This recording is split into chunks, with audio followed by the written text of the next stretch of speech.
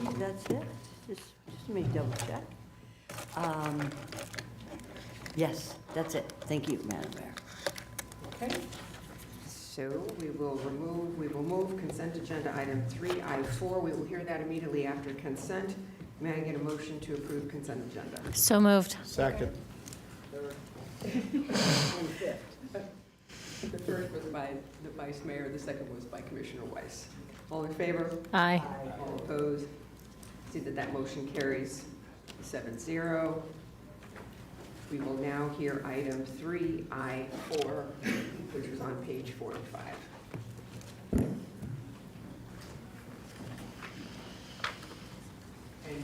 Commissioner Sachs, would you like a presentation? Yes, please. Okay.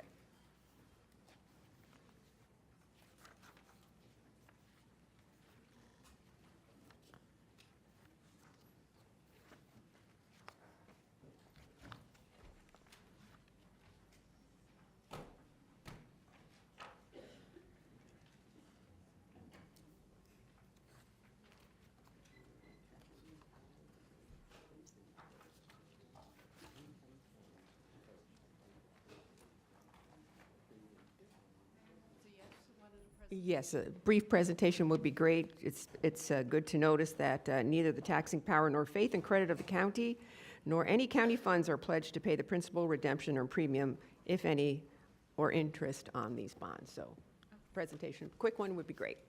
Very quick. Tammy Fields, County Administration, Sherry Howard from Department of Housing and Economic Sustainability, and Jeff Bolton also from that department. Briefly, this is just a procedural matter that with the Housing Finance Authority, when they issue bonds, it has to come to the Board of County Commissioners for approval. But as you noted, Mayor, the full faith and credit of the county is not pledged. This is really more of a ministerial act for the Board of County Commissioners. The project in question is Calusa, which is a project that the board has previously supported with other funding, and this is just a method of getting all of the funding forward. When the project was previously submitted, it did include that there would be the bonds from the Housing Finance Authority. Thank you. Commissioner Sachs, any questions? Thank you so much, Madam Mayor. Is Jonathan Brown here, who's the head of our Housing and Economic Authority? Here at the bar? Sherry is here. She is the No, I can see Sherry is here. And I know she doesn't look like Mr. Brown. I know that, but I wonder if he's here. He is on his way. Good, very good. Well, maybe you could probably just answer some of my questions. And hopefully when he comes in, thanks, if he could help you out, because I think, is he the department head? Yes. Very good. But and this is- he's not here right now, Mr. Brown? I'm the deputy director. No, Maybe I know can you are. go. I can, thank you. I can see you. But I'm looking for the head. And when he arrives, I wonder if he could come forward, because he knew I was going to ask him these questions in the agenda review yesterday. My question is this: how much money is the county putting in for these units? Because the Housing Authority is financing a portion of the costs, and how much of it is going to be put in by county money? The county is putting in $7.5 million of housing bond funds and 75 million. No, 7.560 yep, million, and 2.5 of the ARPA replacement funds. Okay, so 2.5 of ARPA and 7.5 of the bond. And of these rental units, how many will be available for folks who have just been evicted because they can't pay their rent? These definitely may serve some that will do that. There are 42 units that are set aside for 30% or below AMI. There's 58 units for below 60% AMI. 10 units at or below 70% AMI, and 58 units at or below 80% AMI. So it's a very diverse representation of AMIs. And if someone is going to be able, let's say a single mom and her kids, if they've been evicted from their apartment, they have no place to go, we would call them, what would we call them? Unsheltered? 30% or below AMI. Okay, so unsheltered folks or homeless people, would they qualify to have one of these rental units? These ARPA, I'm sorry. Jonathan, you want to come forward? It's not here. Okay, sorry. I thought he was here. Go ahead. Okay. Oh, this is Bree. She is from the developer. She can go No, ahead. I'd like to and- talk to county, Okay. okay? So these you go are right ahead, ARPA and you might want to speak into the microphone so we can all hear. Go right ahead. These are ARPA replacement I fund. can't hear you again. Speak up. That's weird. I know. Never works when you want it to. The ARPA replacement funds do assist people that are at or at risk of homelessness. Okay, how about somebody who's not at risk, but is homeless? Do I have a unit that we're discussing here that would be available for a mom and her child who has been evicted and is homeless? Yes, Dr. Fields, go You ahead. could have a unit available if the mother had income that would qualify for her to be able to move into the apartment. As you know, many of our families that are unsheltered right now are working 1 and 2 jobs. So if they had the income that they would be able to support the rent at one of the lower AMI units, yes, they would be able to be accommodated. So if a mom and her child was evicted, hardly had enough money to take care of her phone bill, has no money, that's why she's unsheltered or homeless, would that mom be able to get into one of these units that we're spending $7.5 million from the housing bond and $4 million from ARPA funds? She would still need to be able to support the rent. So that- she is not eligible.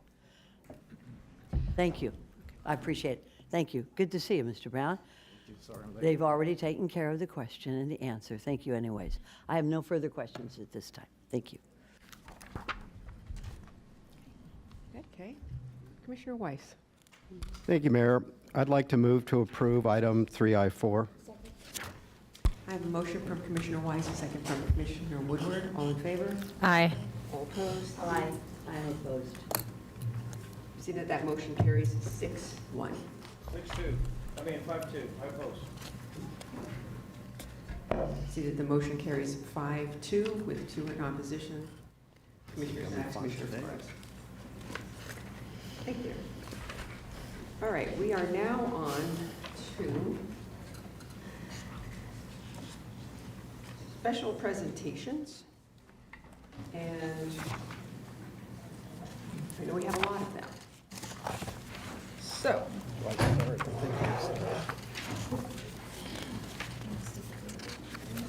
yeah, let's get to the page here. Okay, how about we go with District 2 and District 4? District 2, proclamation declaring March 9th Literacy AmeriCorps Week, and District 4, certificate of congratulations to fire rescue.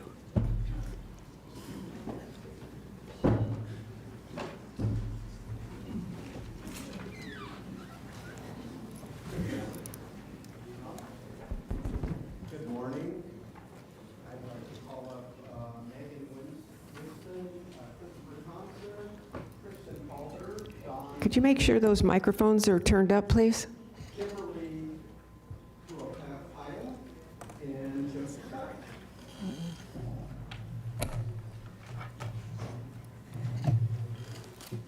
And it is going to be my pleasure to recognize March 9th through 15th, 2025, as Literacy AmeriCorps Week. And for those of you who are not aware of the AmeriCorps program, these are folks that volunteer their time to help make our communities a better place. And one of the things they do is help with literacy and folks and kids learning how to read. So really important work you all are doing. So thank you for being here. More than 30 years ago, AmeriCorps, the federal agency for national service and volunteerism, began its mission to provide opportunities for Americans of all backgrounds to serve their country, address the nation's most pressing challenges, and improve the lives and communities. From March 9th through 15th, 2025, AmeriCorps Week will be celebrated nationally, recognizing the commitment of millions of Americans who have chosen to serve their country through AmeriCorps and AmeriCorps Seniors. Literacy AmeriCorps is the AmeriCorps program of the Literacy Coalition of Palm Beach County, administered through Volunteer Florida. And in Palm Beach County, almost half of all third graders read below grade level, when more than 22% of adults ages 16 and older lack basic literacy skills. Nearly 17% of babies born in the country in 2023 were to mothers who had not graduated from high school. Over 33% of Palm Beach County residents ages 5 and older speak a language other than English. The mission of the Literacy Coalition of Palm Beach County is to improve the quality of life in our community by promoting and achieving literacy.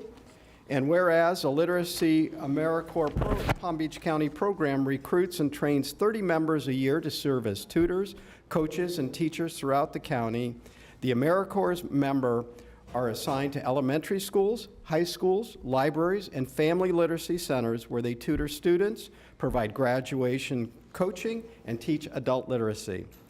The year-long assignment also includes meaningful community service projects, and in return for their more than 1,700 hours of service a year, members receive a stipend, health insurance, and an educational award.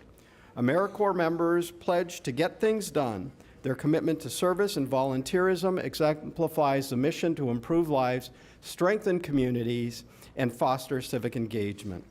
Now, therefore, be it proclaimed by the Board of County Commissioners of Palm Beach County, Florida, assembled in regular session on this 11th day of March, 2025, that March 9th through 15th, 2025 is hereby proclaimed Literacy AmeriCorps Week. Thank you.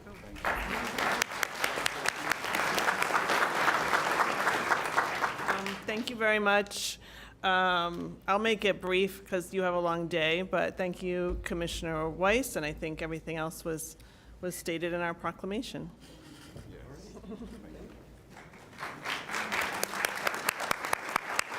Like brief. Okay, while they take their picture, if I could have the Palm Beach County Fire Rescue Rapid Intervention Team and any of their supporters, please come forward. Good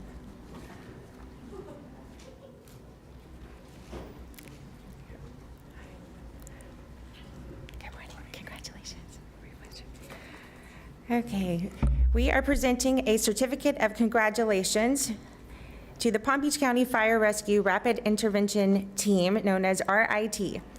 They made history as they competed and won first place out of 21 teams at the 2025 Florida Fire Chiefs Association Florida Fire and Emergency Medical Services Conference. This was RIT's first competition, and the pressure was on, but Palm Beach County conquered. Congratulations. This courageous group of men took on high-stress, high-pressure scenarios based on real-life events, showcasing their skills and readiness. We are extremely proud of their relentless determination, dedication, and teamwork demonstrated by Palm Beach County Fire Rescue. This win illustrates the importance of being prepared, trained, and adaptable in the ever-changing demands of firefighting. Special congratulations to driver-operator Timothy Smale.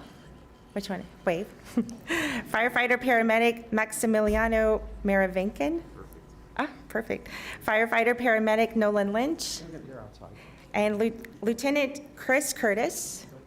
And firefighter paramedic Sean Lawton. Congratulations, Guy. We are presenting this on the 11th day of March 2025, and all of your Palm Beach County commissioners are very proud. Thank you.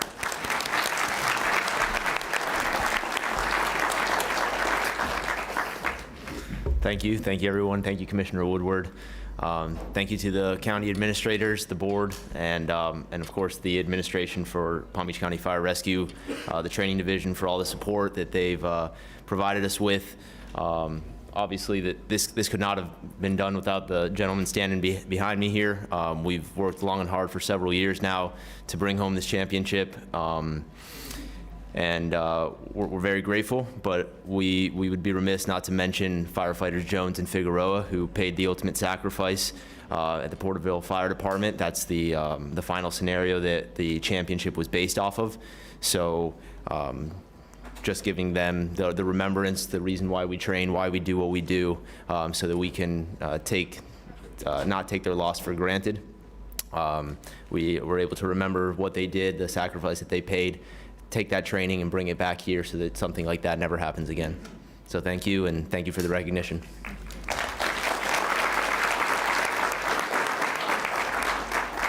While they're taking their pictures, I know the folks from Digital Vibes are out in the atrium. If they can let them in, please, so we can present their proclamation.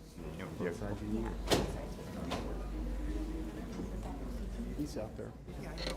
They're going to let him in.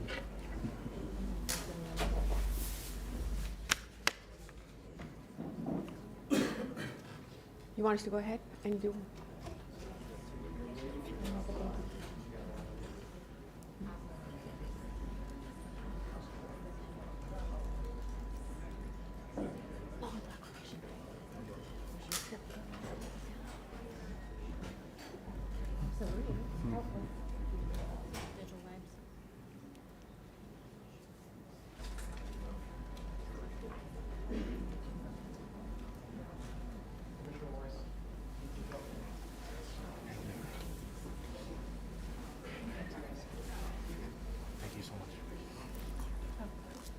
Digital Vibes, if you guys can come down here, we can give you your proclamation.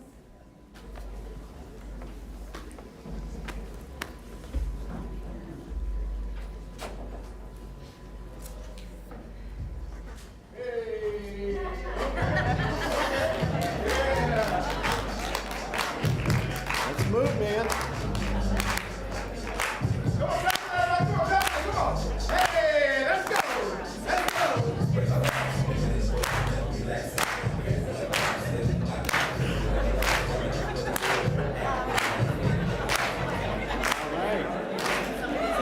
That's an entrance.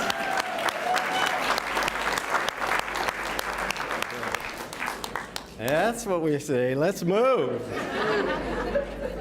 All right, we are going to be recognizing March 2025 as Let's Move Palm Beach County. In 2010, Digital Vibes was founded to reach out to underserved youth in Palm Beach County by empowering them through dance, fitness, technology, and the arts. All of my favorite things. Each year, Digital Vibes partners with Palm Health Foundation to host a Let's Move, Commit to Change Physical Activity Challenge, a countywide initiative that focuses on physical activity, nutrition, and healthy behaviors. Whereas the annual month-long challenge encourages individuals to take charge of their health by participating in fun fitness activities, the Let's Move initiative was originally introduced on a national level by First Lady Michelle Obama in 2010 with the goal of decreasing childhood obesity. And nearly 1 in 3 children in the United States are overweight or obese, and if this problem persists, these children may suffer from diabetes at some point in their lives or face other obesity-related health problems such as heart disease, high blood pressure, asthma, and cancer. In 2012, the first year of the challenge, Palm Beach County logged approximately 100,000 minutes. The popularity of the event, though, has increased over the years, and in 2023, more than 1 million minutes were logged in Palm Beach County. Digital Vibe and the Palm Health Foundation invite all residents to take the challenge to move by forming teams, registering online, committing to exercising at least 30 minutes a day throughout March, and logging their minutes in the Let's Move website at www.letsmovepbc.org. And now, therefore, be it proclaimed by the Board of County Commissioners assembled here in regular session in Palm Beach County, Florida, on the 11th day of March 2025, that March 2025 is hereby proclaimed Let's Move Palm Beach County Month.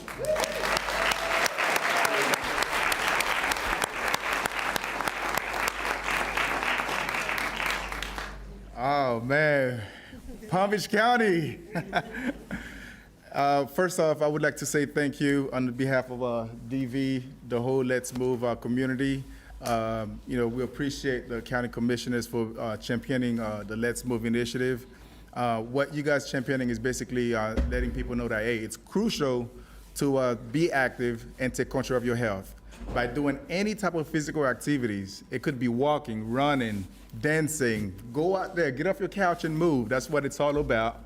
And now we would like to challenge each one of you guys that are in the room here to go into letsmovepbc.org, create a team or join the team so that way you guys could take part of this action. As Commissioner Wise had mentioned, back in 2012, Palm Beach County logged in 100,000 minutes. The challenge is happening right now. If you go into the Let's Move PBC website right now, you'll see that Palm Beach County already logged in over 6 million minutes.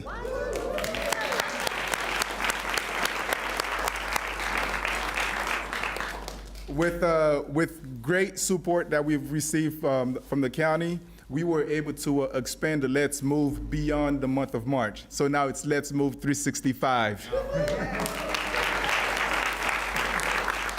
Yeah, so I'm not gonna take too much time. So everybody go to letsmovepbc.org and create a team, join a team, and let's join that challenge.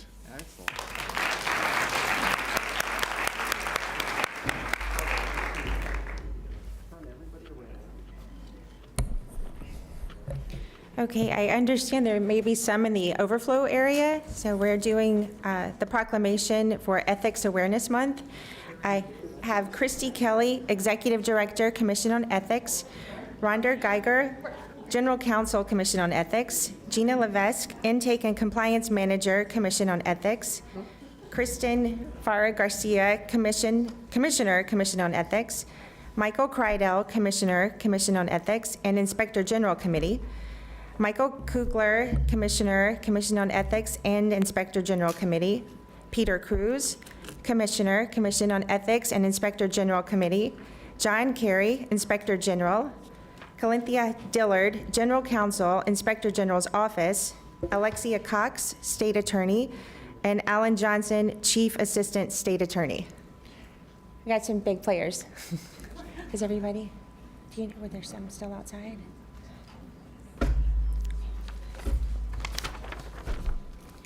Okay, so we are declaring March 2025 as Ethics Awareness Month.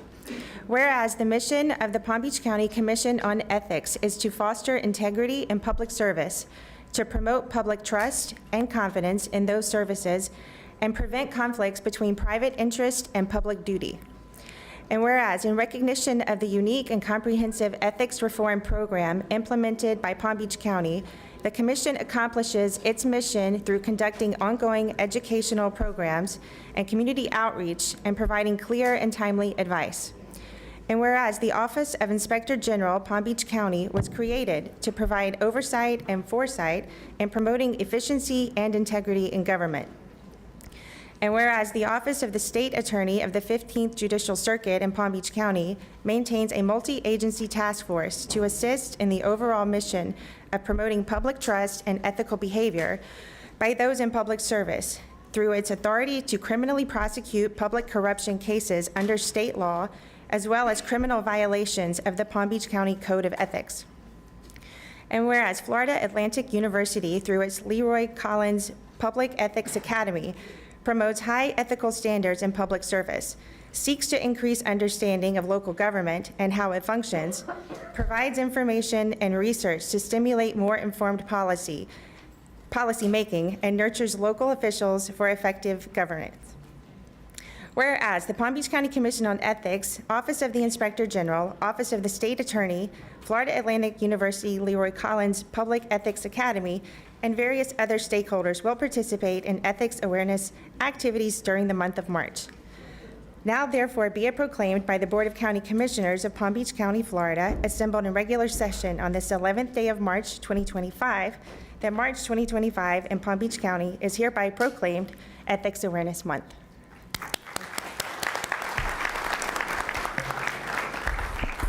Good morning, Commissioners, and thank you for this proclamation. I'm Christy Kelly, Executive Director of the Palm Beach County Commission on Ethics, and I want to extend my gratitude to each of you for your continued support of the Commission on Ethics and the work that we do. The mission of the Commission is to enhance integrity in public service and to increase the public's trust in government. And here in Palm Beach County, the ethics movement actually began over 15 years ago at the direction of the voters, and today it is continuing to thrive and be strong. Your continued support of the Commission on Ethics not only ensures that there is transparency, accountability, and fairness in government processes, but it actually creates a culture where ethics and ethical conduct is not only expected, but it is celebrated. So with this proclamation, the Commission is going to celebrate ethics awareness this month, and we're going to continue to celebrate it throughout the year. Thank you.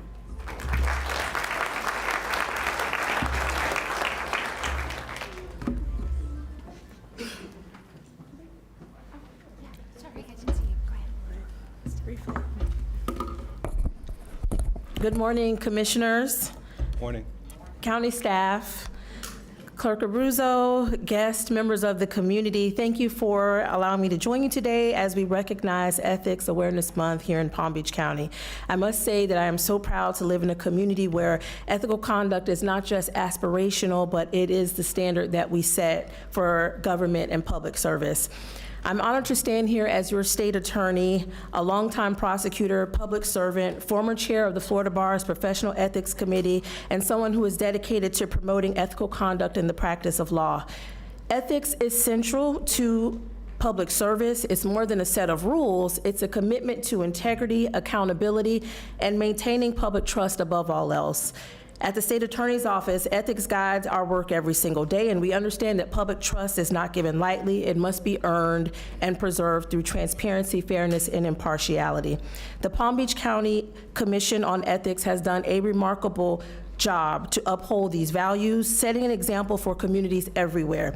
By prioritizing ethics, Palm Beach County ensures decisions and actions align with the best interests of our residents.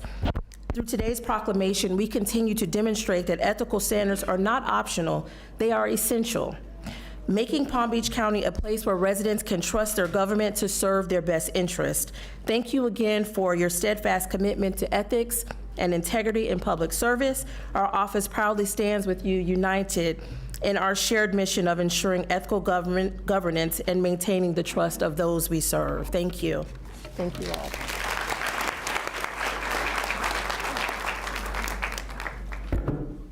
While they take a picture, can I have Lisa Archer from the Howe Foundation, Michael Crane from the Howe Foundation, Karen Crane, Janet Butts, Allison Jimenez, Elizabeth Clark, Allison Conyers, Janelle Finney, Michelle Duchesne, Nicole Coates, Paul Falks, Taylor Musimi, Ellen Baker, and Juanita Emanuel.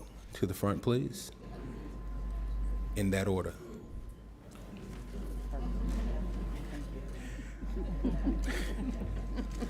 We're declaring March 2025 as Brain Injury Awareness Month. Whereas acquired brain injury is often overlooked and underfunded and affects thousands of Floridians each year.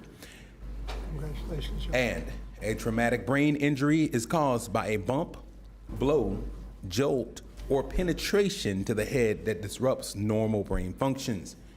And an estimated 3.8 million traumatic brain injuries occur in the United States each year during competitive sports and recreational activities. And more than 5.3 million Americans are currently living with long-term effects of brain injuries. And falls are a leading cause of brain-related injuries in Florida. But they can also be caused by motor vehicle accidents, assaults, sports-related injuries, occupational injuries, or opioid overdoses. And 30% of sports-related injuries occur among youth from 5 to 19 years of age. And because the signs of brain injury are not always well recognized, this may put them at risk for another injury and the potentially fatal second impact syndrome. And an injury that happens in an instant can bring a lifetime of physical, cognitive, and behavioral challenges, and approximately 50% of mild traumatic brain injuries go unreported and undetected. And early and adequate intervention, including access to innovative therapies such as medical-grade hyperbaric oxygen therapy, will greatly increase the quality of life and enable individuals with brain injury to return to activities at home, school, work, or in the community. Whereas traumatic brain injury has the signature injury of wars in Iraq and Afghanistan, and treatments is often complicated by high rates of post-traumatic stress disorder and suicide, presenting new challenges for members of the military and their families. And the Help Our Wounded Foundation is dedicated to raising awareness of traumatic brain injury and blast-induced post-traumatic stress and providing access to life-changing HBOT for people suffering from the debilitating and debilitating effects of these conditions. And whereas HBOT has shown promising results in helping veterans with TBI and PTSD by reducing inflammation, repairing brain tissue, and improving overall cognitive and emotional well-being, offering a pathway to recovery for those who have served our nation. Now, there be for it proclaimed by the Board of County Commissioners of Palm Beach County, Florida, assembled in regular session on the 11th day of March 2025, that March 2025 in Palm Beach County is hereby proclaimed Brain Injury Awareness Month.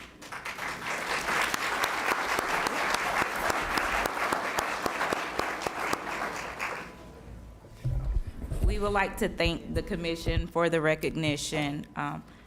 The Howe Foundation's Concussed Student Athlete Program is dear to all of our hearts, whether it be as a mother, an educator, mental health professional.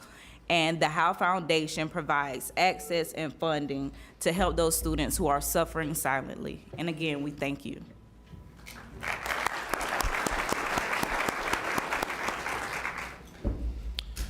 All right, and while they're taking their picture, if I can get Wilnita Emanuel and all of the grants writers here in the house to come forward, because today we're declaring March 14, 2025 as Grant Professional Day. And she's taking the picture.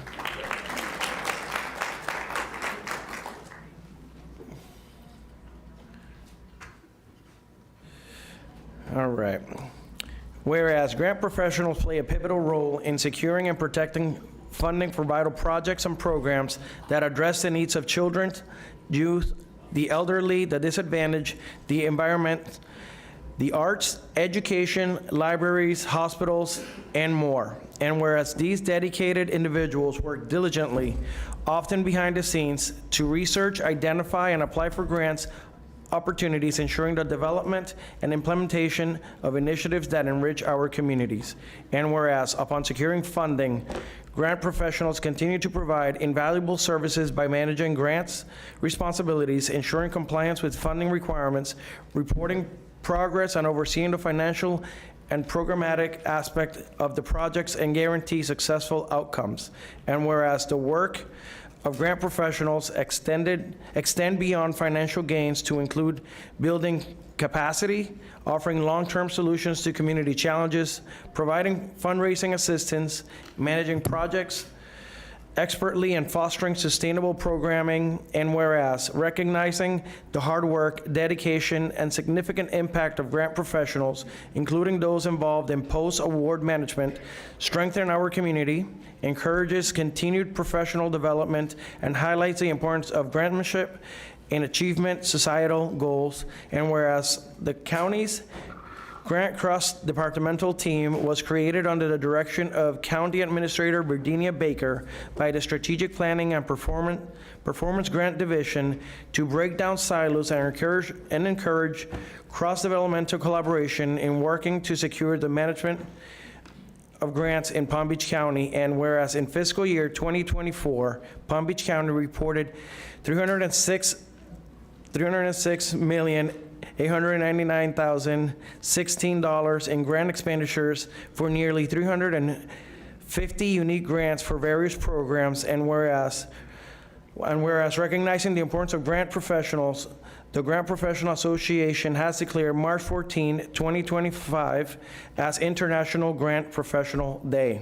Now therefore be it proclaimed by the Board of County Commissioners of Palm Beach County, Florida, assembled in regular session on this 11th day of March 2025, that March 14, 2025 in Palm Beach County is hereby proclaimed Grant Professional Day.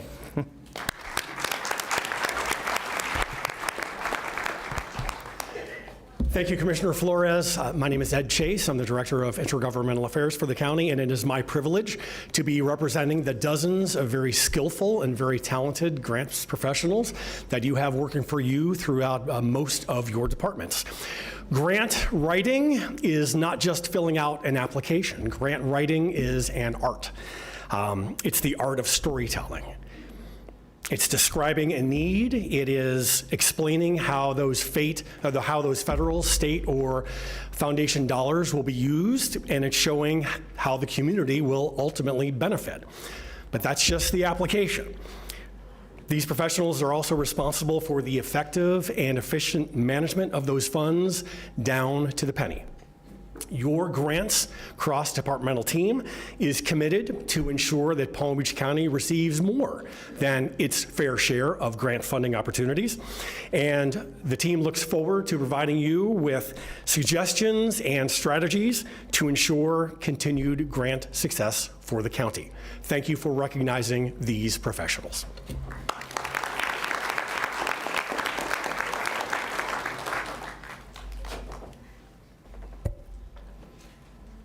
And while they take their picture, can I have some county departments, including Youth Services, community-based agencies and Community Services Department, financially assisted agencies, including the Riviera Beach Reentry with Stanley Hooks, please make your way to the podium.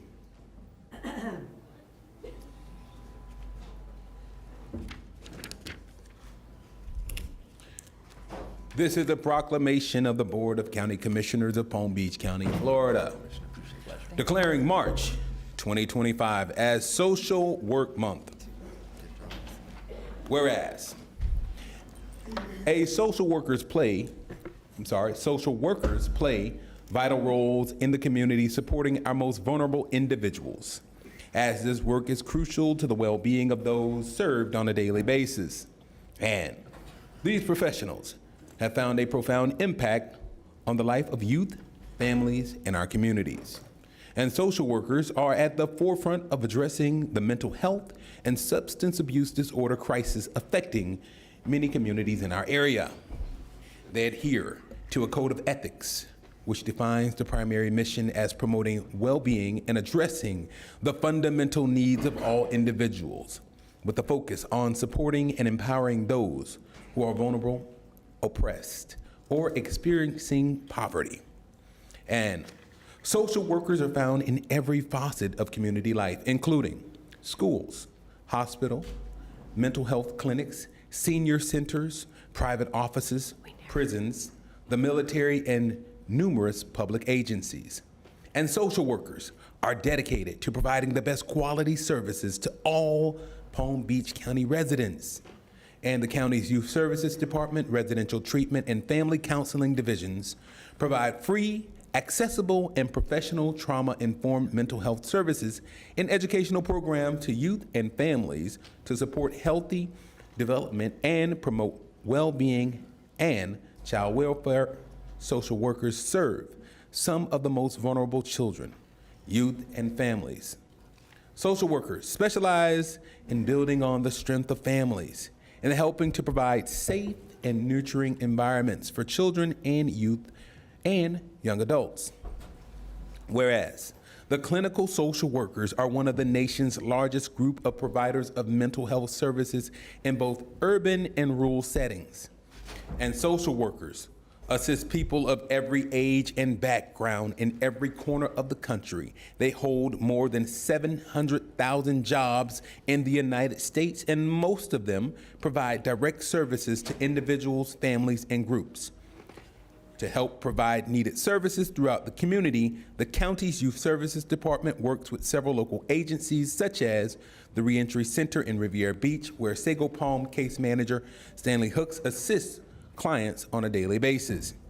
Now, therefore be it proclaimed by the Board of County Commissioners of Palm Beach County, Florida, assembled in regular session on this 11th day of March 2025, that March 2025 in Palm Beach County is hereby proclaimed Social Worker Month.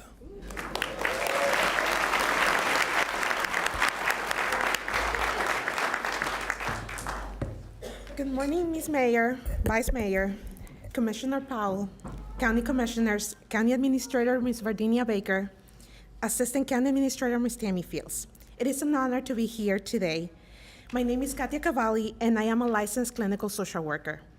I currently serve as the Chief of Community-Based Clinical Services at the Youth Services Department. Over the course of my career, I have been privileged to witness firsthand the positive impact that social workers have in the lives of individuals and families. Whether it is offering a listening ear, providing mental health support, or advocating for those in need, the work we do is truly transformative.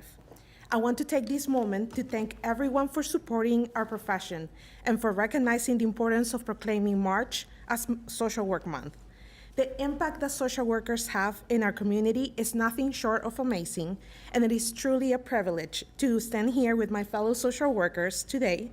We have several Palm Beach County departments and partnering community-based agencies and financially assistant agencies attending. We appreciate internal and external collaboration and representation. Social workers are the backbone of many of the vital services in our communities, and I am proud to be part of this profession. As we reflect on our role in society, we are reminded of our duty to advocate for the most vulnerable and to promote well-being and empowerment for all individuals. Together, we continue to make a difference, and I am grateful for the ongoing support of our community. Thank you.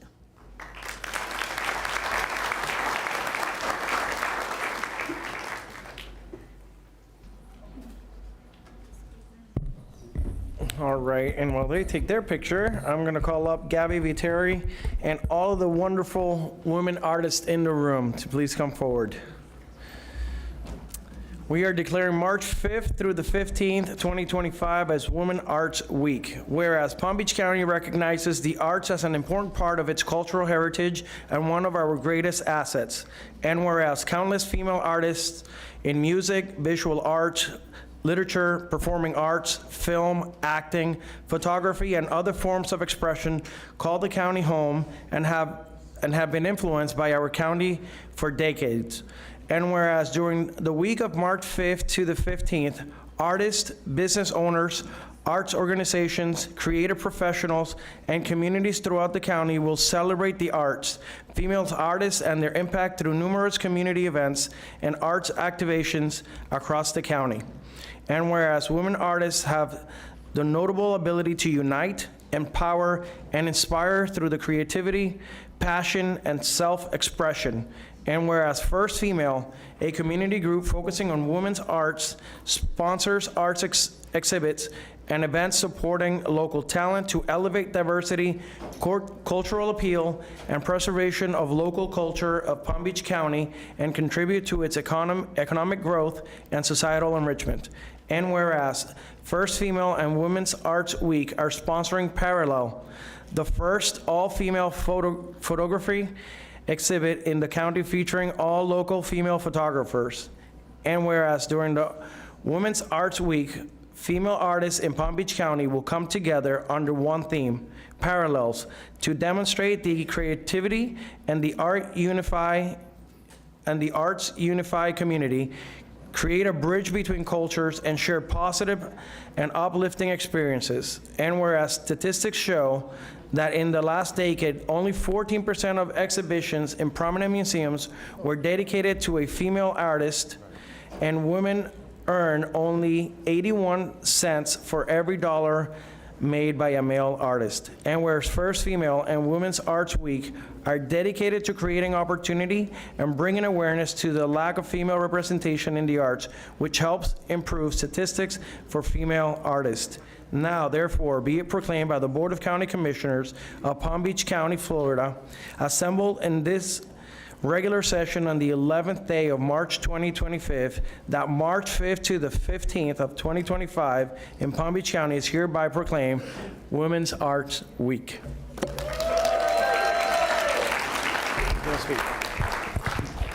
Thank you so much, Commissioner Flores. This has been a labor of love and a passion of mine, so I'm very excited to see that Women's Art Week is official. And I'm going to ask Haley Sheldon to speak just some words. Thank you, everyone.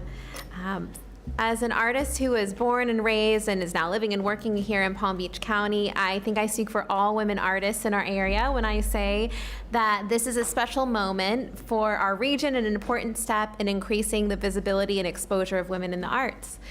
Whether through a painting, a song, a poem, a photograph, artists do the vulnerable and important work of distilling life experiences and a kaleidoscope of perspectives down into tangible images and forms of expression. Artists add to the richness of humanity. We keep the stories of life and shift culture, and without equal platforms and opportunities for our women artists, the mothers, sisters, daughters, and friends, we do all people a disservice. I'm excited and expectant of what the future holds for women in the arts, and proud the place I call home, that Palm Beach County is the first ever to officially have a Women's Art Week. I'm encouraged and hopeful that this week will set a precedent of elevating the work and voices of women artists in South Florida, so my daughters and their daughters will have increasingly higher shoulders to stand on till all artists' voices are equal. Thank you.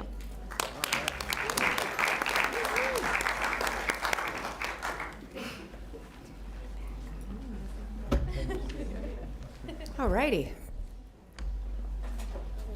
Florida Bicycle Month. I know we have a few people in the audience. Tammy Fields, Jennifer Cirillo, Paul Connell, David Ricks, Ivan Maldonado, Valerie Nielsen, Brian Ruscher, and Saul Tonjik. Can you please come up here? As March 2025 is Florida Bicycle Month, whereas thousands of Palm Beach County residents and visitors engage in bicycling as a viable and environmental sound form of transportation and an excellent form of physical activity. Florida recognizes March as Bicycle Month, and Palm Beach County recognizes it locally. Palm Beach County supports efforts to make bicycling a safer and more widely chosen mode of transportation. And the Palm Beach County Parks and Recreation Department features over 50 miles of trails for recreational bicycling, 3 mountain biking trails, and upright hand cycles for adults with physical disabilities.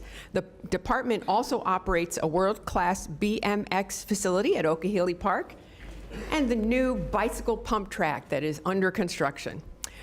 PalmTran operates a public transit network of 30 fixed routes served by buses with bicycle racks to promote safe biking, enabling riders to extend their bicycle commutes to attractions, employment, shopping, and entertainment. And in an effort to promote safe bicycling, PalmTran provides 8.5 million fixed route bus trips per year, reducing traffic congestion by the removal of nearly 30,000 vehicles from roadways during morning commute hours and the afternoon and evening. Florida Bicycle Month features a number of local events for riders of all ages. And the Palm Beach Transportation Planning Agency plans and funds projects to make bicycling more accessible and develops performance targets and safety initiatives aimed at reducing bicycle-related fatalities and injuries. Through these efforts, Palm Beach County currently has nearly 300 miles of designated bicycle facilities and will continue to promote a connected network of improved bicycle infrastructure. Now, therefore, be it proclaimed by the Board of County Commissioners of Palm Beach County, Florida, assembled in regular session on this 11th day of March, that March 2025 in Palm Beach County is hereby proclaimed Florida Bicycle Month. Who gets to talk? Thank you, Mayor, so very much. It's an honor to be here among our partners at the Transportation Planning Authority, our engineering department, county engineering, County Palm Tran. Thank you to the commissioners for supporting safe biking throughout our community. It's very important, especially an outdoors community like we are, and to find those transportation and recreation alternatives. So thank you very much for your support. And everybody get out and bike, Florida Bike Month. And if any of our other TPA members want to join, because we have several members of the Board of County Commissioners that serve on the Transportation Planning Agency, you're more than welcome to join us.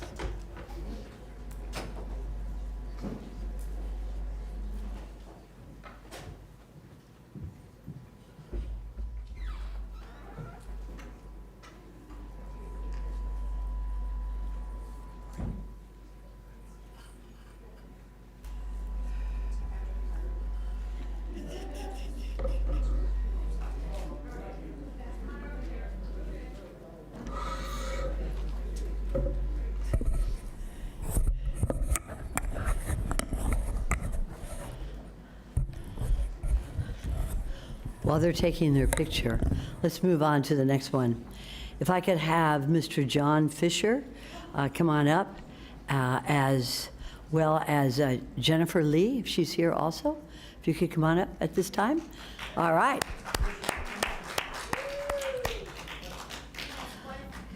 Come on up right over here. Well, I think they're probably watching right now, so you can wave. Absolutely. And I want everybody outside and inside to hear this proclamation, because this is a very exciting proclamation. This declares March 11th, 2025 as John Fisher Day. All right? I can hear them from outside. I can hear them. Whereas John Fisher has been a resident of Palm Beach County and has faithfully served as a paramedic firefighter captain for 27 years. And whereas John Fisher has led bagpipe bands, although you're not wearing the skirt today, are you, Mr. Later, representing the county in memorial services, parades, and events nationwide, honoring our first responders.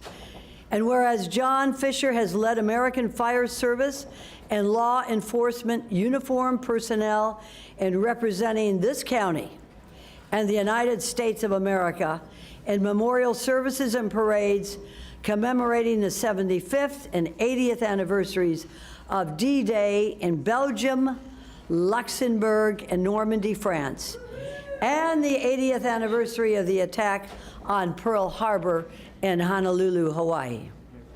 And whereas his Florida Firefighters Pipes and Drums Corps was chosen out of hundreds of groups across the country to represent Florida and Palm Beach County in the 60th annual presidential inaugural parade for President Donald Trump in Washington, D.C., where the group marched and played America the Beautiful and God Bless America to an arena of 20,000 viewers. Their parade performance, viewed by the president and their families, was watched by approximately 7 million people worldwide. And before I finish, let me say that whereas John Fisher has led a campaign, a political campaign, to be a member of this board because of his enthusiasm and his love for our county. So whereas the Board of County Commissioners recognizes and appreciates John Fisher for his continuous honorable and patriotic representation of Palm Beach County, Florida, and the United States of America, therefore be it proclaimed by the Board of County Commissioners of Palm Beach County. Well, the longer I talk, the more people come on up here. You know, I'm almost at the end now, so if you're going to come, better be here.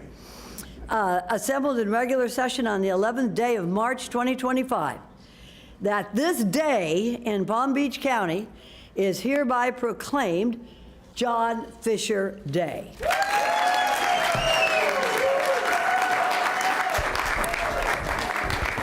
Thank you.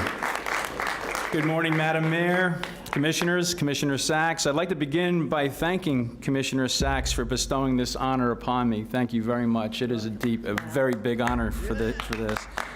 To give you a little more context as to what you're generously acknowledging here today with this awesome proclamation for me, 16 years ago, while working as a captain with Palm Beach County Fire Rescue and playing the bagpipes, but not at the same time, I was asked to get involved with the Delray Beach St. Patrick's Day Parade, and through social media was able to draw uniformed first responders from all over the United States and 7 other countries.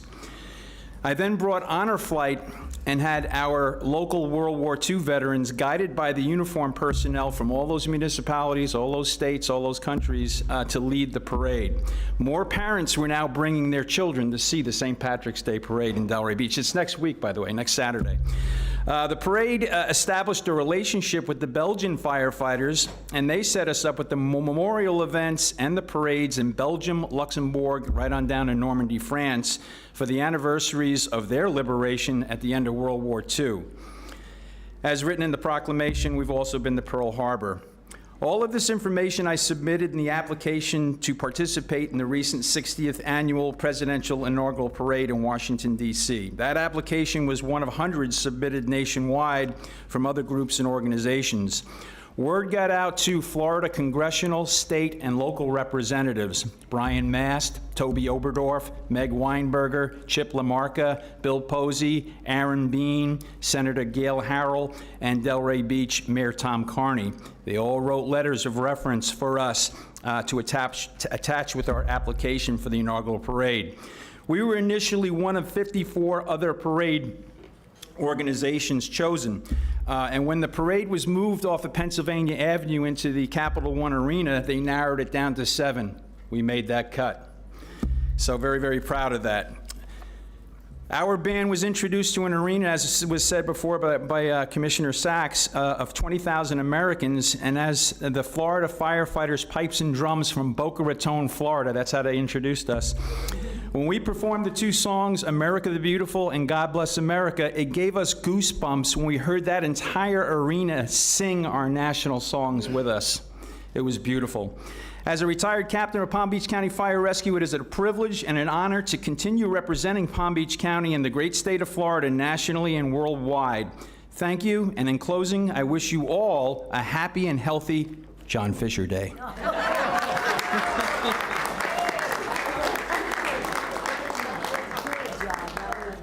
Okay, let's everybody get in the picture, shall we? Yes, let's get a picture. Come on, everybody, come on over here. We've waited all this time.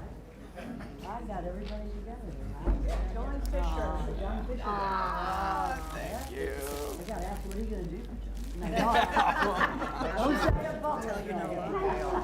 While they take pictures, if Councilwoman Selena Samios would please join me. The Women's Chamber of Commerce and any other women community leaders, please come up.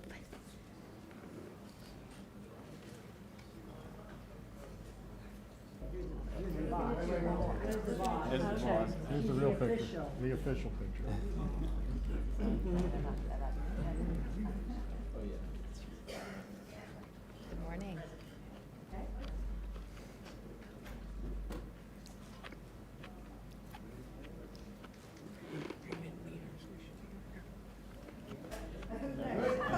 Lovely comments. Thank you so much. So today, we will be declaring March 2025 as Women History Month. Whereas the women of every race, class, ethnic background, and profession have made historic contributions to the growth and strength of our county, state, and nation, and global community that have been critical to the growth and development of our economy, artistic and cultural achievements, social advancements, and the labor force working inside and outside of the home. And whereas 2025 marks the 177th anniversary of the women's rights movement, which served as the impetus by which many women's rights were secured, such as the right to vote, the right to hold public office, improved employment rights and representation, and more. Whereas each year since 1987, March has been designated Women History Month in our nation, and the President of the United States has proclaimed the month of March to be National Women's History Month. Now therefore be it proclaimed by the Board of County Commissioners of Palm Beach County, assembled in regular session on this 11th day of March 2025, that March 2025 in Palm Beach County is hereby proclaimed Women History Month.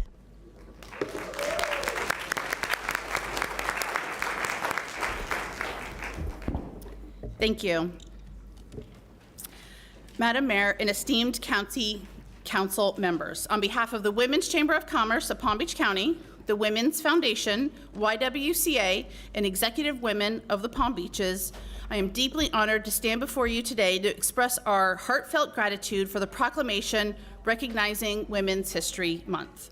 This proclamation is not just a ceremonial gesture, it is a powerful acknowledgement of the invaluable contributions women have made and continue to make in our community and beyond. By celebrating Women's History Month, we honor the trailblazers who have paved the way for future generations, the unsung heroes whose everyday actions inspire change, and the young girls who will become the leaders of tomorrow. This proclamation serves as a reminder of the progress we have made and the work that still lies ahead to achieve true equality. Thank you for your unwavering support and commitment to uplifting the voices and stories of women. Your recognition empowers us to continue striving for a more inclusive and equitable society. Together, we can ensure that the legacy of women's achievements is celebrated not just this month, but every day. Thank you.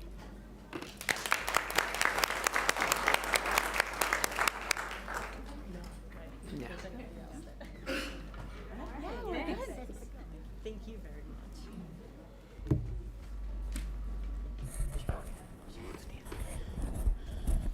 Okay, moving right along.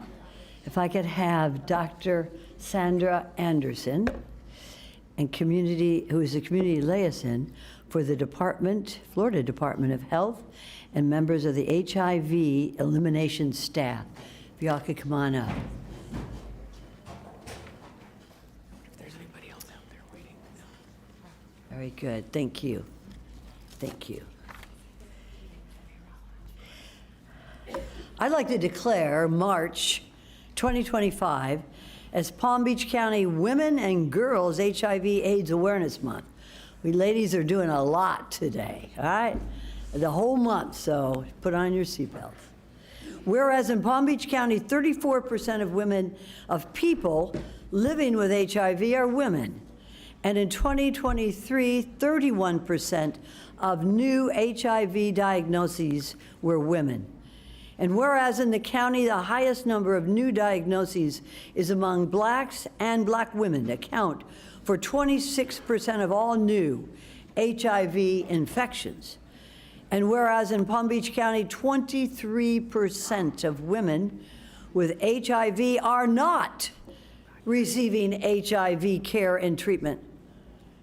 And women account for 29% of HIV-related deaths. Additionally, all HIV-related deaths in 2023 were among black women.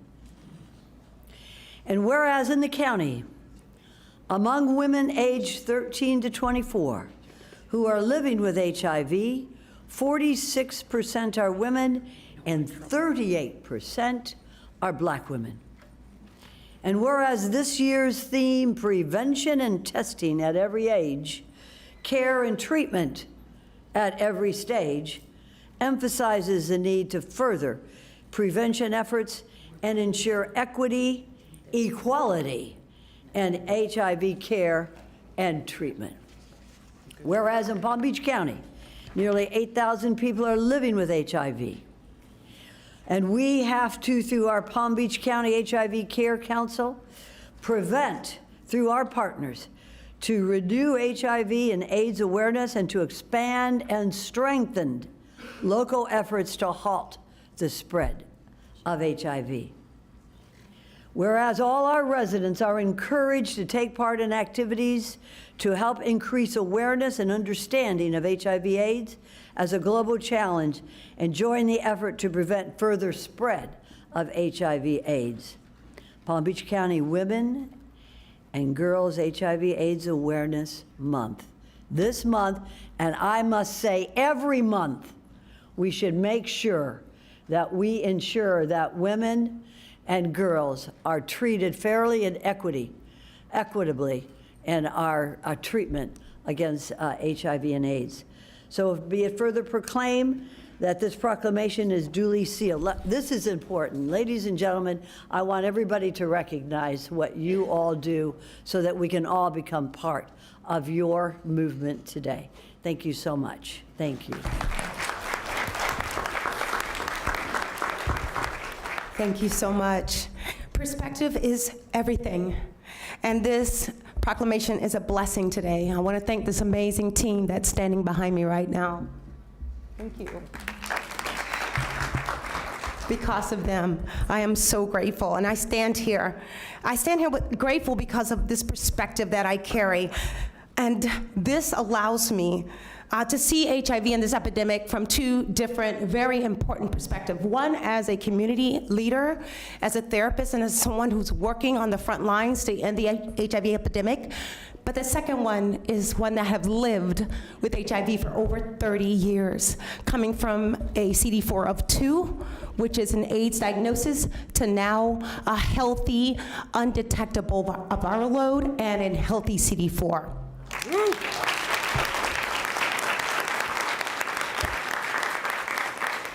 Thank you. So I see beyond the statistics, understanding that it is an important element that we must address to end the HIV epidemic. And in the loving and unforgettable words of my sister Joyce Ann Anderson, who would sing that wonderful song from The Wizard of Oz, Somewhere Over the Rainbow, to us at night when we would go to sleep, I tell you, I am here because I had to come home. Wasn't that the whole point of that movie? Coming back home. Coming back home to my voice, my value, my individuality, my right to life, to liberty, and to pursuit of my happiness. That is what we're missing. And I didn't know this 53 years ago when I was hearing the lullaby of my sister. That song would carry me through my life and the challenges. These are the hidden factors of why HIV is disproportionately impacting women and girls. Domestic violence, unresolved grief and trauma. These are the true epidemics that keeps us from coming home, not to a brick or mortar, but right here, living in this house from birth to death. This is my home. So I came home, and now I am here with optimal adherence, 38 years, clean and sober, free from domestic violence after 20 years. And through therapy and being teachable, with my counselor, Dr. Paul Heckstrom, I am not only mentally and emotionally well today after going through all that grief and trauma, I am home. I am home. And there's no place like home. So I want to thank this amazing team, Anita, Dr. Casey Messer, all of this wonderful team, Dr. Green, Mr. Green. I want to thank Rob Scott and the amazing team at the Florida Department of Health, where we are in it to end it. We are helping people to come home, and we are determined to be the healthiest state in the nation. Thank you.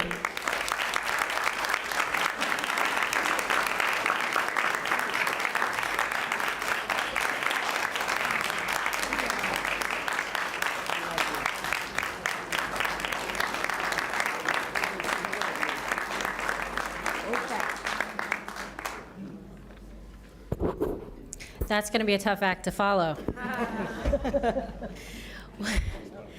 So if I could have the farmers join me up here, I'm going to start with Keith Wedgeworth, a fourth-generation farmer, Olivia Pope, fourth-generation farmer, and her mother Angie, Danya Roberts, third-generation farmer, Sam Ferris, the Farm Bureau district representative, Caroline Villanueva, Florida Crystals, and sixth-generation farm business, family business, PBSO's Ag Unit Sergeant Brad Seifker, who escorted all the fresh vegetables downstairs at the mini farmers market earlier this morning.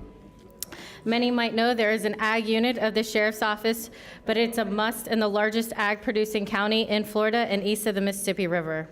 A special recognition to Jim Alderman, who could not join us here today. He is the Florida Farmer of the Year and is down the road in Boynton Beach. and is from down the road in Boynton Beach. Also, if Dr. Samira Daraub, forgive me if I pronounced that wrong, UF IFAS Everglades Research and Education Center Director is also here with us with Western Palm Beach County Farm Bureau.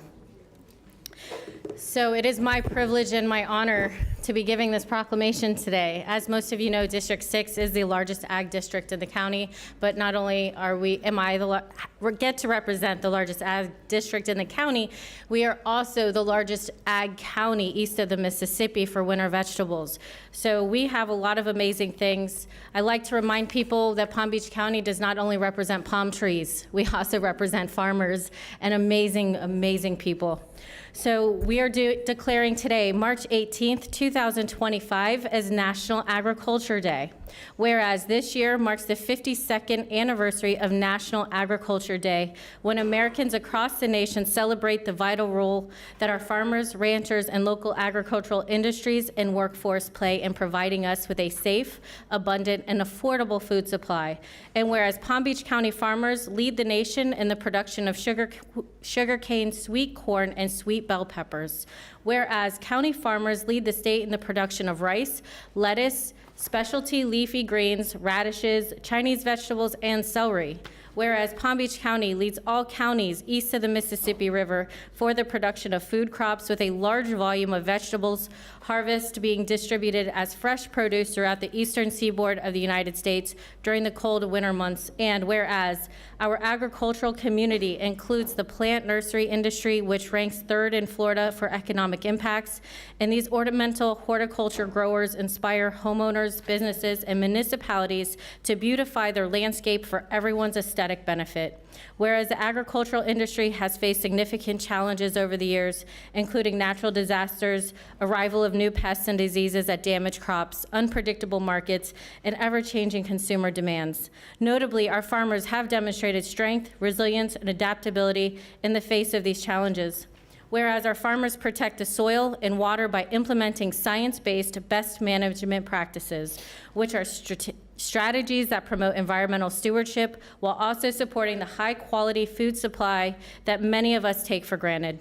Whereas citizens are encouraged to use this day to give thought to where their food comes from, buy food products made in the United States of America, and thank our American men and women farmers for the daily food that we enjoy.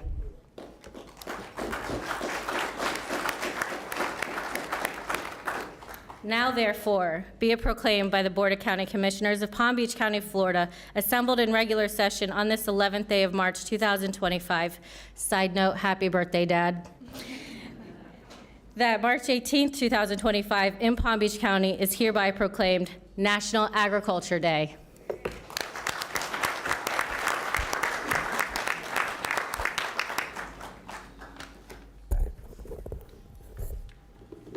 Thank y'all very much. I'm Keith Wedgeworth, 4th generation farmer. On behalf of all the farmers here in Palm Beach County, we'd like to thank Commissioner Baxter and the rest of the commission for everything that y'all do. It's great to know that we're the largest county east of the Mississippi in ag production and to have the support of the commission. So thank you very much. At this time, I'd like to turn it over to Olivia. Good morning, everyone. My name is Olivia Pope Helms, and I am a 4th generation farmer here in Palm Beach County. My family got started in 1927, so we are coming up on almost a century working here in Palm Beach County. We are dedicated to the area, and I would just like to thank all of you on the commission for recognizing us and all the hard work that not only us, but all of the farm workers in the area do for this, community and county. Thank you. And thank you very much for all the vegetables that were out front this morning. Going to make my mom really happy with the rice, my dad really happy with the corn, and my mom really happy with the radishes. Yeah, I'll just wrap this up real briefly. You can be thankful today that I'm not a farmer, because if I was a farmer, you'd all be hungry right now. It's a very difficult job. I can't do it. Our Palm Beach County farmers are experts at growing food from the soil, yet they're very vulnerable. They face many difficulties: bad weather events, the arrival of new pests and diseases that damage crops, unpredictable markets, all the while taking on tremendous economic risks to bring food to our tables. And today, we thank our hardworking men and women not only in Palm Beach County, but all of our farming communities in the nation for producing the food that we need, food that we often take for granted. Thank you.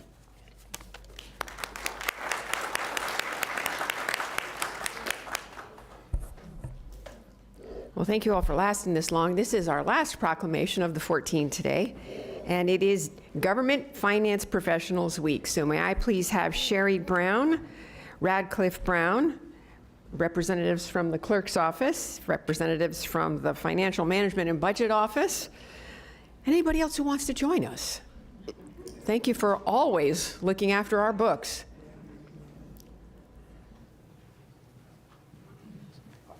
Clerk Abruzzo, you joining us? Virginia, you joining us? Okay. So this is a proclamation declaring March 17th through 21st, 2025 as Government Finance Professionals Week. Whereas government finance professionals serve their organizations by managing day-to-day budgeting and accounting operations, establishing financial policies, and performing other important fiscal roles that improve the safety, livability, and vitality of our local communities. These professionals are dedicated to providing fiscal stewardship and accountability to taxpayers and elected officials by safekeeping public records. Government finance professionals provide financial transparency through timely publications of budget information and financial statements that meet the highest standards of government accounting. Government finance professionals strive to remain true to the values that drive their work as public servants. The Florida Government Finance Officers Association, founded in 1937, serves more than 3,300 professionals from state, county, and city governments, school districts, colleges and universities, special districts, and private firms. The Palm Beach chapter of the Florida Government Finance Officers Association serves more than 300 professionals from county and city government, the school district, special districts, and private firms.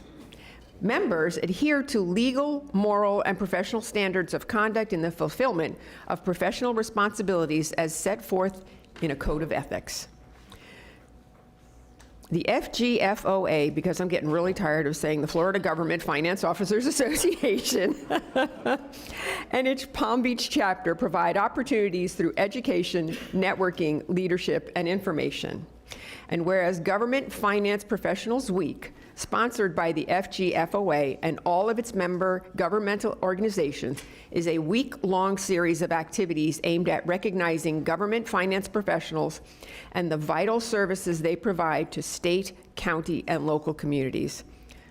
Now, therefore, be it proclaimed by the Porter County Commissioners that the week of March 17th through 2025 in Palm Beach County is hereby proclaimed Government Finance Professionals Week. Congratulations. Thank you so much, Mayor and Commissioners. We really appreciate the proclamation and recognizing us. You know, you have a very large group of finance professionals throughout the county. We have people in all of our departments. I always tell my budget analysts when they start, you are budget analyst today, you may be the county administrator tomorrow. So, you know, there's a lot of potential with us in here. And I know everybody works really hard to do the very best and give you the most accurate information. Thank you.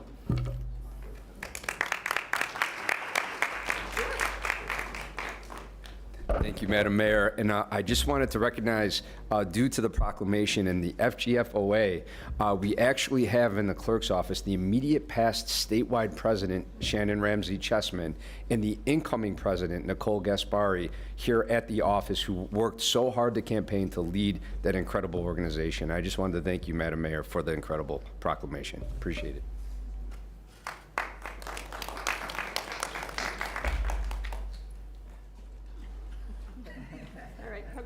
Turn around. Come on. Like you like each other.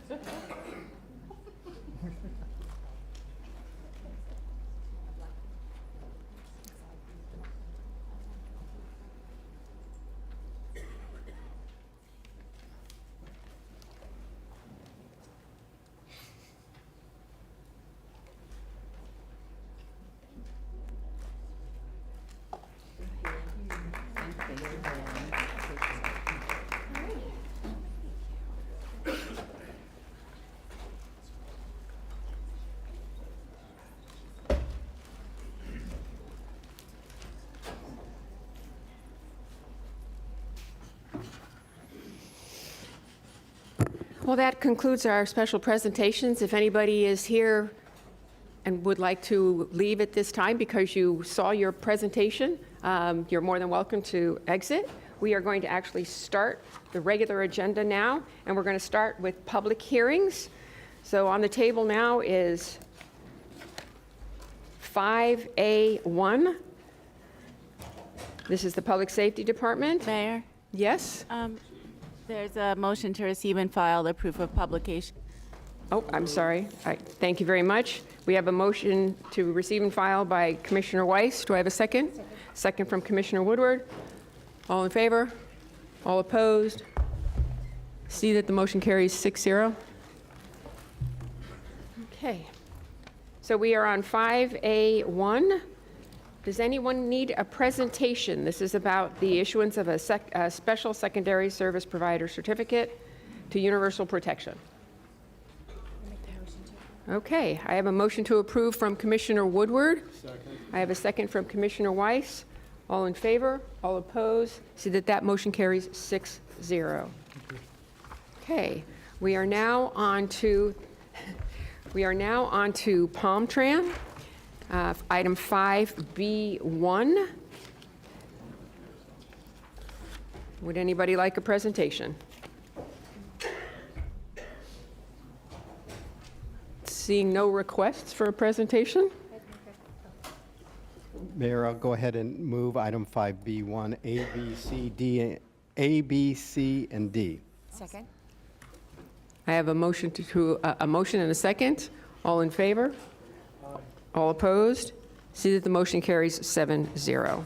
Thank you very much. Mayor, Yes. I'm sorry, could you repeat the second for the record? All right. We are now on item 5C1, Office of Financial Management and Budget. This is the mid-year amendments. And thank you. We'll have a presentation.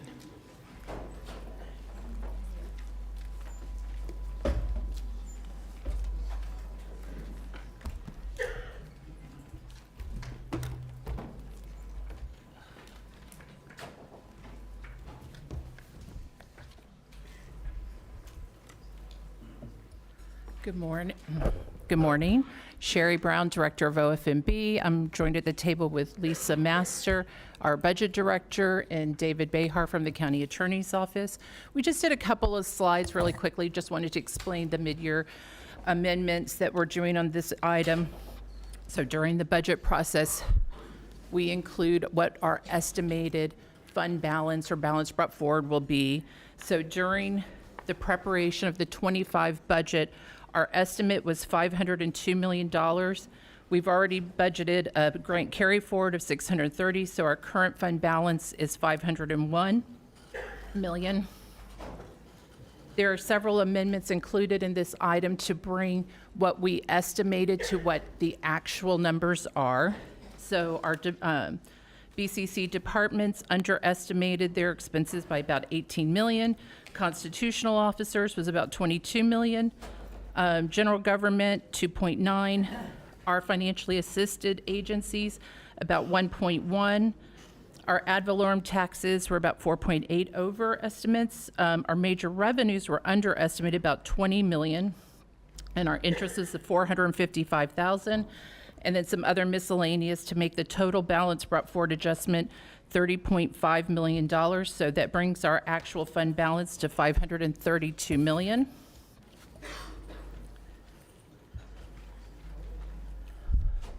You know I love numbers. You know I love a spreadsheet. So we wanted to go through and just kind of go through. This is kind of the same format that you typically see when we talk about our 5-year adjustments. So we have our revenues at the top with our actual from 23, what our adopted 24 budget was, and what our 24 estimates are, and then our 24 actuals. And so that's what this does, is bring our estimates to equal the actuals and amend the 25 budget. So we wanted to kind of highlight so that you can see when we estimated for 24, we estimated our fund balance to be 502, which is what gets carried forward into our adopted budget. And then as the actual numbers and the audits almost completed and things like that, we realized that our actual fund balance is $532 million. So we're bringing that forward to do as an amendment today so that we balance from that standpoint. You know, and all these modifications are always brought back to the board. You adopt the budget, and we bring any modifications back to you. We talked a little bit about interest last time, and we're working on a joint presentation with our clerk that we'll come to later. But just overall, our estimates for interest earnings for all funds was $188.5 million. The actual was about $220 million. And so this item also will take care of making those estimates equal for all the other funds. What I previously presented was just for the general fund since it's our biggest portion. And then, of course, part of our item today for our balance brought forward of the $30 million, $25 million will go to the sheriff for the POTUS protection that we've discussed in the past. That is a direct hit to fund balance. So we just wanted to kind of show, we've seen this before as far as what our history of fund balance looks like. We're currently around about 30% of fund balance to revenues, but with the $45 million hit, it kind of drops us to 25%. Our hope is that we will get the money back from the feds at some point, and that will replenish our fund balance. And that kind of concludes it for me. Clerk Abruzzo.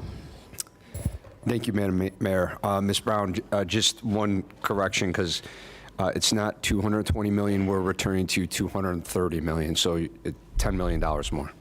I think the difference is that you also do interest earnings for other agencies, but this is what's been recorded in our general ledger. So I think when you talk about the $230 million, that includes some of the other agencies outside of the BCC area. I don't believe, yeah, okay. Yeah, correct, Felicia? Yeah, okay.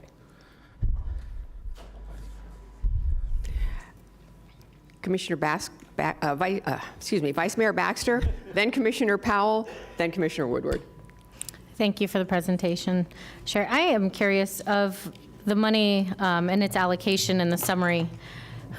Who decided which money was put where? As far as the estimates or No, just where these it are all went. just, yeah, they're cleanup items as far as, you know, the $25 million was already discussed and approved by the board. In this item, we're also asking for $2.5 million to cover a shortfall in Airport Center. The $750,000 worth of adjustments through departments, they're very minor and miscellaneous. One of them is we never know what the commissioner's salaries are when we adopt the budget. And so we always do the cleanup to what the state approves for your salaries. Then we had like the salary adjustments for commission staff at the end of September that didn't get into the budget. So we're kind of cleaning up those things that we know about. So, and then the balance goes into reserves. I guess maybe I should try to ask it another way. I mean, were options ever presented to us where we would like to see it go, or is it just presented, here you go, approve this? Well, we're doing it because we know there's a shortfall in different areas, and so we're presenting it here now. Yeah. So this would be your chance to approve it or not. So do we actually have an option? You do. But we were never given any? Well, the problem is, I mean, there's not options. My point I'm trying to get at is there's not really options in front of us. It's like, okay, this is where we've decided that the best place for it to go is this is where the shortfalls are. But, I mean, unless there were other options presented, it's saying, here you go, please approve this. And obviously, I'm going to vote to approve this today. I would just like, in the future, if we have these overages or something, a meeting that says, hey, this is how much we're over, and here's your options. Prior to it getting to the point of in front of us in a meeting and then going, okay, just sign off, here you go. So, yeah, and I know last year we had the, we had met with some of our capital shortfalls and had decided in advance to use our fund balance, but since we've already met and said that we would use it for the sheriff, that's the biggest chunk of it is the $25 million, and the other items are kind of minor. I wouldn't say that roughly $6 million is a minor amount if you asked anyone That's still a large amount, maybe not in the overall big picture, but that's a lot of money. So, and I get your point, but I'm just asking respectfully in the future that options be presented, not just, here you go. Okay. Thank you. Administrator Baker. We have no issue with that. We'll bring that back to the board. Again, I think when we discuss the sheriff's shortfall because of security for POTUS, we took 20 million out of the general fund contingency, and we at that point recommended that when we do the mid-year adjustment, that we take the other, we did 20 out of general fund, 25 million out of the reserve. The board told us to move forward with that. The other is just normal accounting type cleanups because we don't close books with deficits. And so that is why some of the other minor adjustment was made. The rest of it was put into reserves, so when we bring it to you, you can say, no, don't want it in reserves, this is where I want you to put it. Is that coming back to us? When we bring the item back to you, because we gotta have some, you'll need to know what the amount is that you're gonna be looking to allocate, and that is what we're bringing back to you. So you can then say, I don't want it in reserves, or we can just leave it without putting it in reserves, and then you can tell us where you want to allocate the funding, the additional funding. Thank you.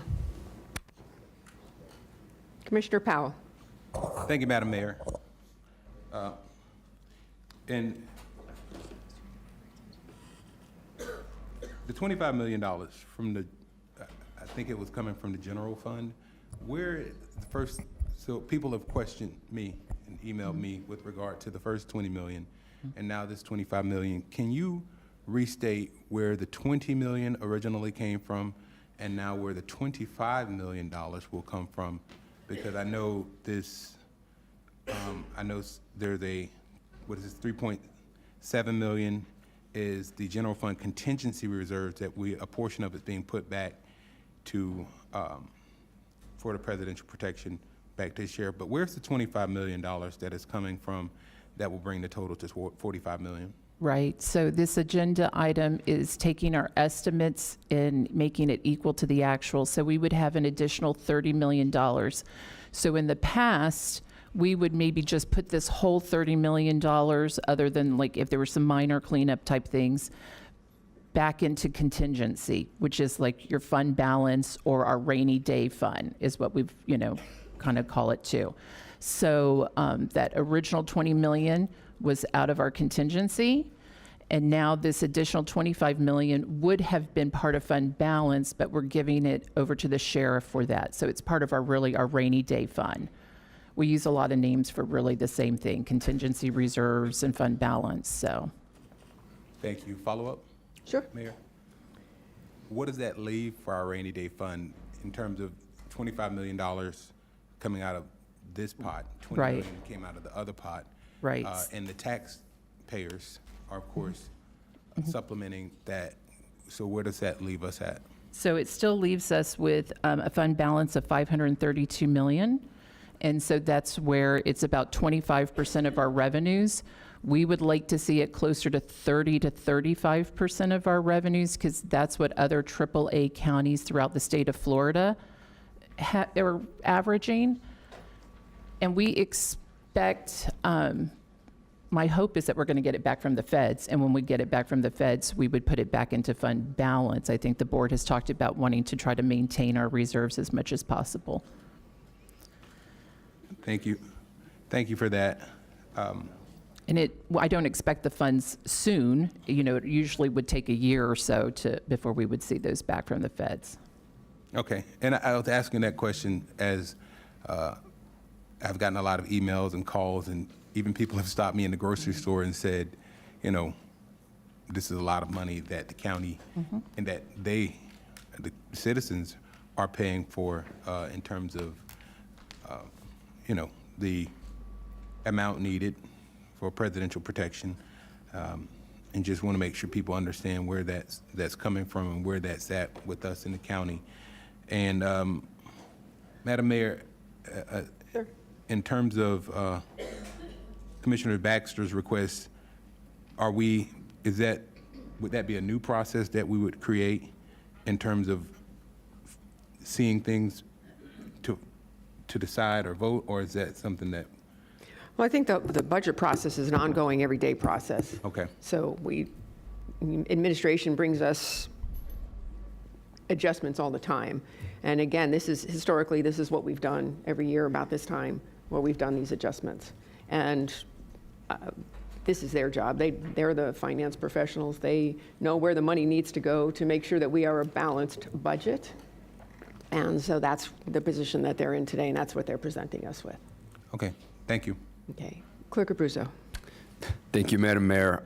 To reiterate, Madam Mayor, with your indulgence, we will be coming to present to you in April all the different funds, all where the funds we have earned that interest, and how that interest could potentially supplement the original budget item and what's going into reserves and other places, to give a greater picture of what your powers actually are and our estimation of what can be held for the commission to appropriate to other measures if you choose to see fit in April.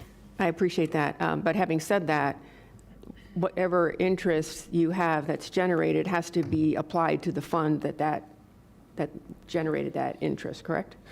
No, Madam Mayor, what I'm, to be precise, and I'll give a quick example, there are funds that it is your power that you can move those money. It does not have to stay in those funds, technically. And let's say you had a projection of $1 million budgeted for that fund. We earn that fund, let's say an extra $200,000, but you're still budgeting $1 million for that fund. You could actually budget $800,000 for that fund and then have an extra $200,000 per that particular fund to do as you see fit. We want to show you every single fund that you have and where you actually have the power to move that money. So we have it's not an easy task for our staff. It will be ready in April, and we will make that presentation. Thank you. And I'm sure you'll work with Sherry to make sure all the numbers are where they're supposed to be. And we realize that too, and we already do transfer some of those interests back into the general fund if the general fund is the fund holder, like in capital project funds and special revenues, and that's normal part of our budget. Okay, well, we look forward to that presentation. Thank you. Commissioner Woodward. Thank you, Mayor. If I could just to address what you were just bringing up, I would be cautious in us budgeting for potential interest. I'm more comfortable with having a mid-year cleanup that we can, take the money that actually did happen.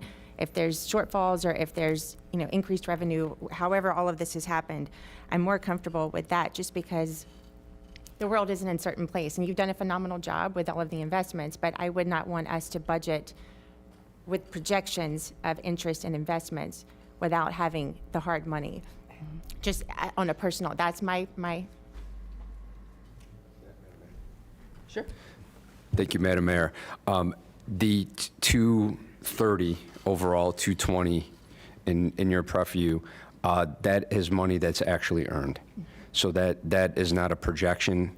That is actual money that we have earned for you from an audited financial. So I was referring to your April presentation where you're going to bring us the projections for the following year for us to take that into account for the next year's budget. Is that not what you were referring to?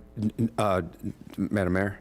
No, Commissioner. That's based on what we already have that we know you can use for this upcoming year, and we're going to set an example for it.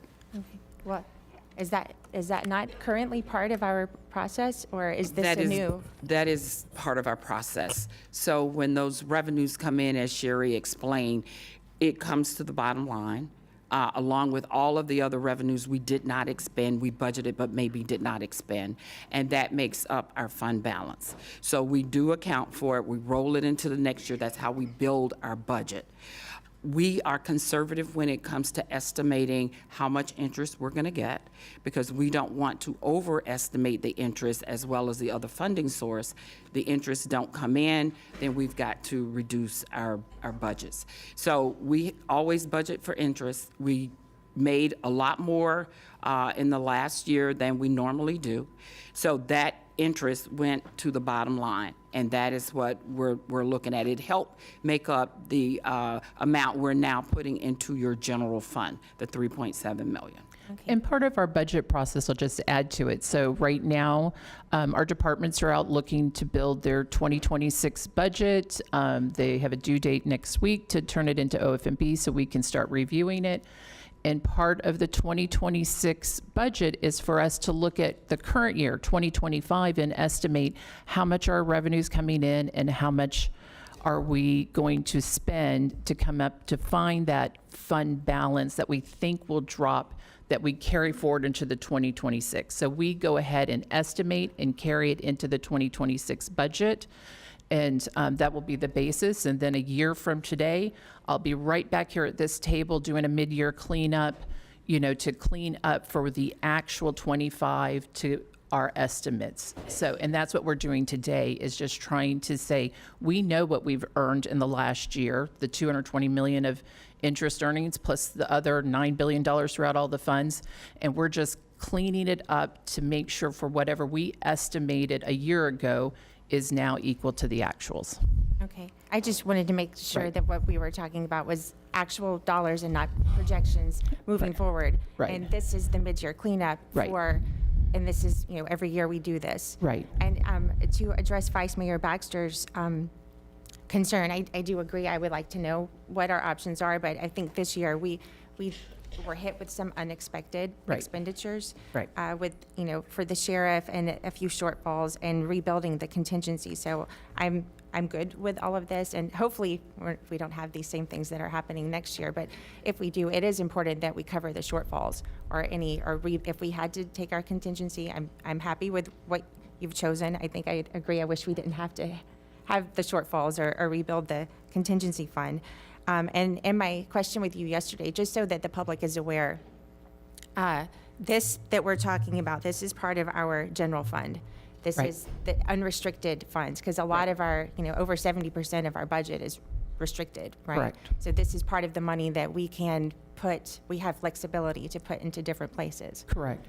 And then there's a separate cleanup that would go into any restricted funds. If it's like a water utilities or anything like that stays within. It stays within those funds. Okay, Right. this is just general fund. And the general fund, most of that's funded by ad valorem, that's property taxes, right? So Right. this is a very good thing that Right. if we're getting cleanup that goes into general fund, that's property taxes. And the agenda item includes all the other funds, but it's the general fund that you have the most control over and the most flexibility with. So that's the reason why we highlight it more, because the others don't always have that flexibility with it. And because I am very optimistic that the federal government will reimburse us for this coverage, when that money comes back, it would be general fund money that Correct. we could, at this point, maybe we have better options in the future when we get the reimbursements, because it's probably going to be in a future fiscal year before that Right. happens. And, you guys have talked about that infrastructure is also a big priority, and we thought it was great that we used so much of it last year for it. Just unfortunately that 25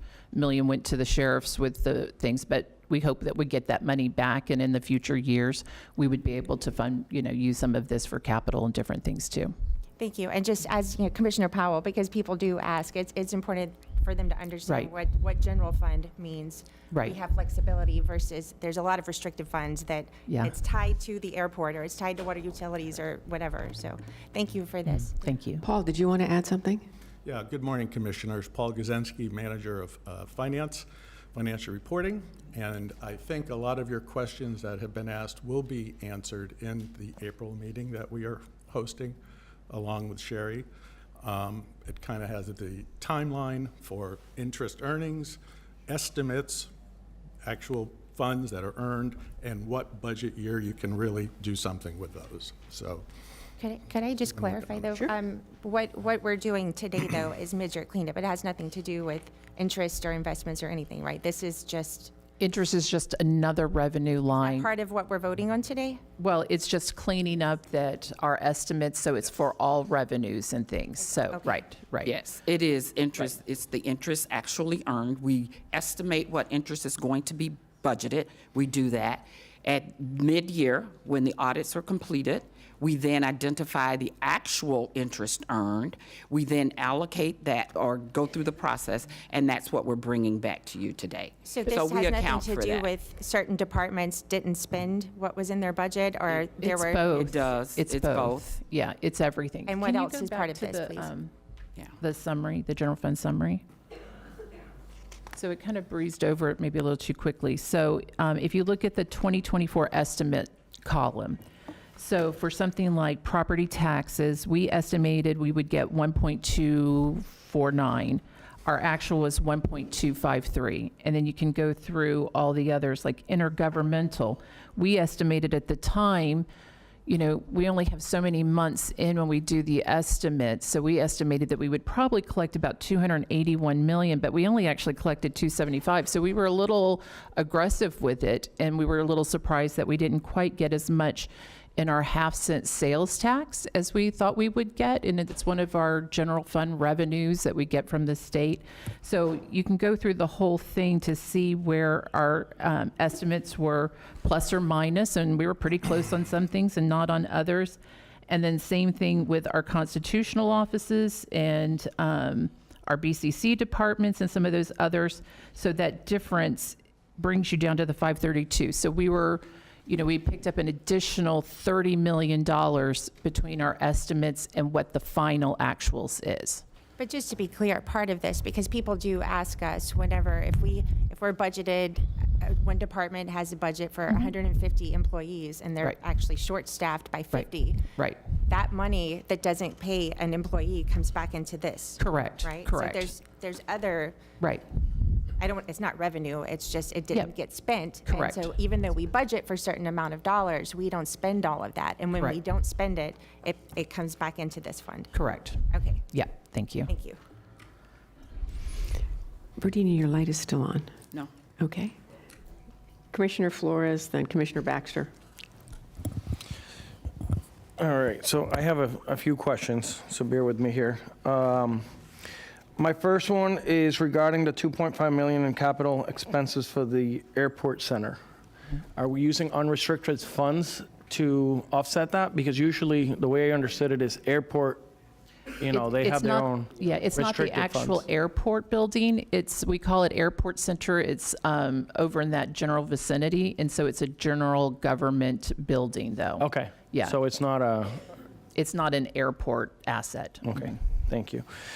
All right, when we're talking about projections for future years of interest, I like to be safe and not over-project. I like to under-project and get a nice little surprise halfway through the year, sort of like what we're doing today. And you'll love So I Lisa. think that's what Commissioner Woodward was sort of Lisa's your girl. because saying. she's So yeah. let's continue to keep that practice, because I don't ever want to have a shortfall of $10, $20 million because we over-projected. And we work with the clerk's office. We ask their staff, what should we use as far as an interest rate? And they usually give us a range. If and I we can try ask to my go- fellow commissioners to please keep the comments down, because I'm losing track of who am I listening to, a fellow commissioner or you? So please. Apologize, yep. So, you know, we work with the clerk's office. We ask them for an interest rate that we should be using for our projections. They usually give us a range, and we usually go on the low end of that range. Yeah, that's projections. I think I would feel safer that way, so that we get a pleasant surprise halfway through the year. Yep, us too. Rather than, you know, get a scare. Regarding the precedence protection, and I want to sort of echo Commissioner Powell's comments, I have been receiving some concerns about that, specifically because it has been in the news. I think the Post has written about it a couple of times now, and a lot of people are asking me, why is it that the county is carrying that burden rather than the rest of the country? It's hard to explain, especially because right now, the way that our federal government is sort of working, I happened to be up there for about 2 weeks ago, and it's not a slam dunk that we're going to receive the $45 million, and I'm pretty sure that our Todd Van Leeuwen can speak a little bit more about that specifically. But what they're looking to do is possibly continue a resolution to keep the last year's budget, and there's no money in that budget for presidential protection. So we're fighting really hard, and Todd's leading this charge to add it into this year's budget. So we may very well be not receiving that money back. So I just want to sort of set that expectation that we were working diligently up there, but where we stand today, there is no one clear direction that this is going to happen. Right. So I just want to clarify that, and I'll let Todd speak a little bit more about that, because I think the commission should know, and I'm pretty sure you already had conversations with them. And if I can just add before you start, Todd, I'm sorry, but by using fund balance, we're using one-time money for something that could be an ongoing expense over the next 4 years. So if we don't get reimbursed, then now we're probably going to have to build at least another $30-40 million into the sheriff's budget just for this type of thing. So that's what's going first out of the budget before we budget for everything else that we do on the BCC side. Madam Mayor, if I might, I can just get you up to speed a little bit so that everybody sort of has as much information as I do in terms of where we are on this on the reimbursement costs. So first off, we've been working very closely with the Sheriff's Office, and to Commissioner Flores's request of, why are we engaged in this and why do we provide this support? And historically, local governments where a president has been traveling or goes to, at the request of the federal government, and in this case, we've been asked by the federal government, and we have stepped up and have provided that local protection that we provide. We've been doing it here locally for quite some time. In 2017, when President Trump was first elected, we did that as well. We did in 2017 create a program called the Presidential Non-Residential or Non-Government Residential Protection Program. And that program was funded the first 4 years at about $41 million a year. We worked with New York City to create that program. It was the first of its kind in the country that ever reimbursed a local government for that protection. Last week or 2 weeks ago in Washington, D.C., we spent a number of hours working with our congressional delegation. We spent a number of hours in meetings in the White House with the Director of Legislative Affairs, with the Director of OFMB for Department of Homeland Security, and we feel very good about sort of their support for what we want to do, but there's a couple of complicated pieces of this that are sort of making it a little more difficult. One is the current state that we're in Congress right now with a continuing resolution. And the one thing that we have to do with that program, because it wasn't funded the last 2 years under the Biden administration, we actually have to reauthorize that program in an appropriation bill or a bill. And so the CR, that continuing resolution that was handed down by the Speaker of the House this past weekend, we had been working with appropriators to try to reauthorize that program in there. And we were not able to do it yet, partly because most of the additional funding that they have in there is what's called anomaly funding. And anomaly funding are sort of one-offs, but don't require reauthorizations. They're for authorized programs already. And so there was not a lot of space or room for that.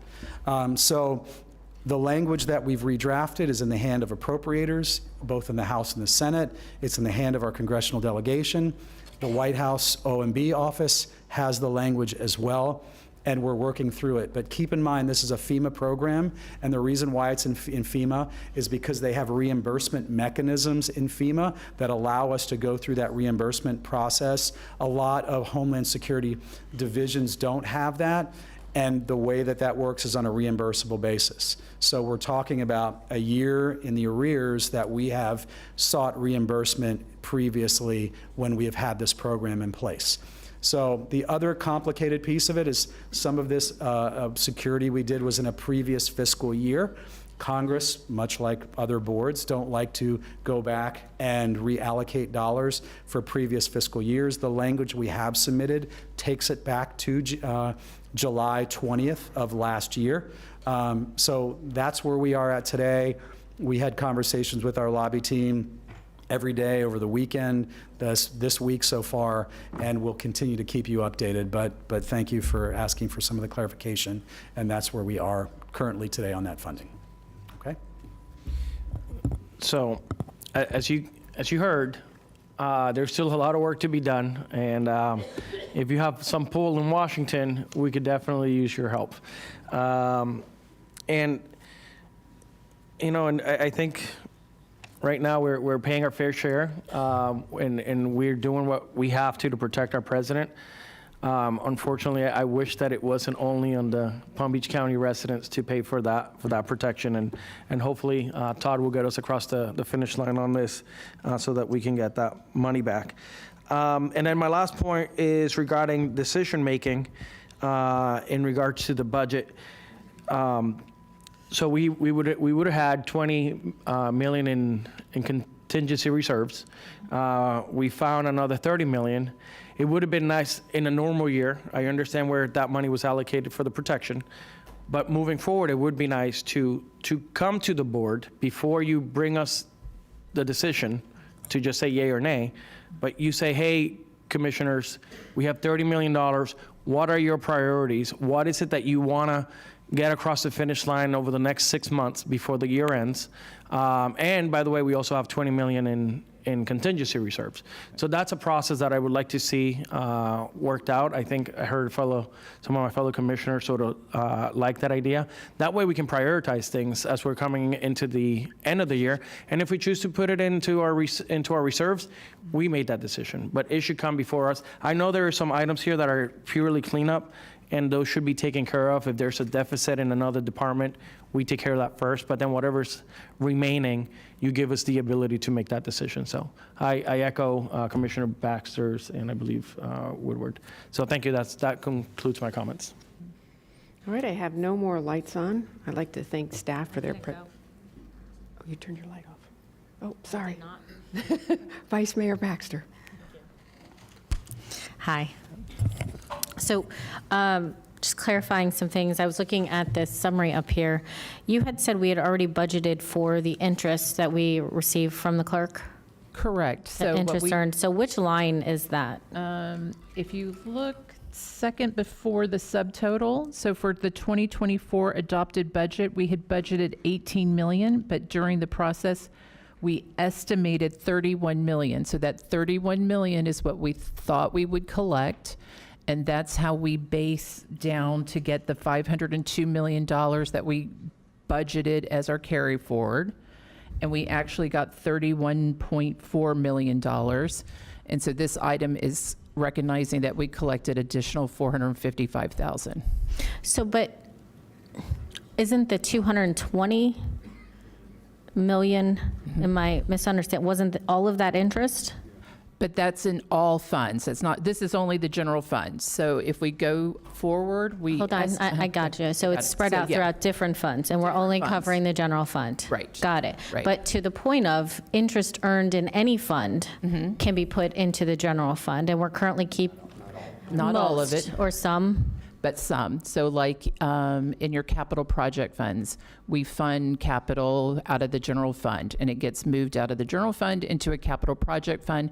Any interest earned there, since it's really general fund dollars, but we're accounting for it as a capital project under generally accepted accounting standards, that can be swept back into the general fund. And that's what we do as If there part were, of the budget. I mean, which funds can be?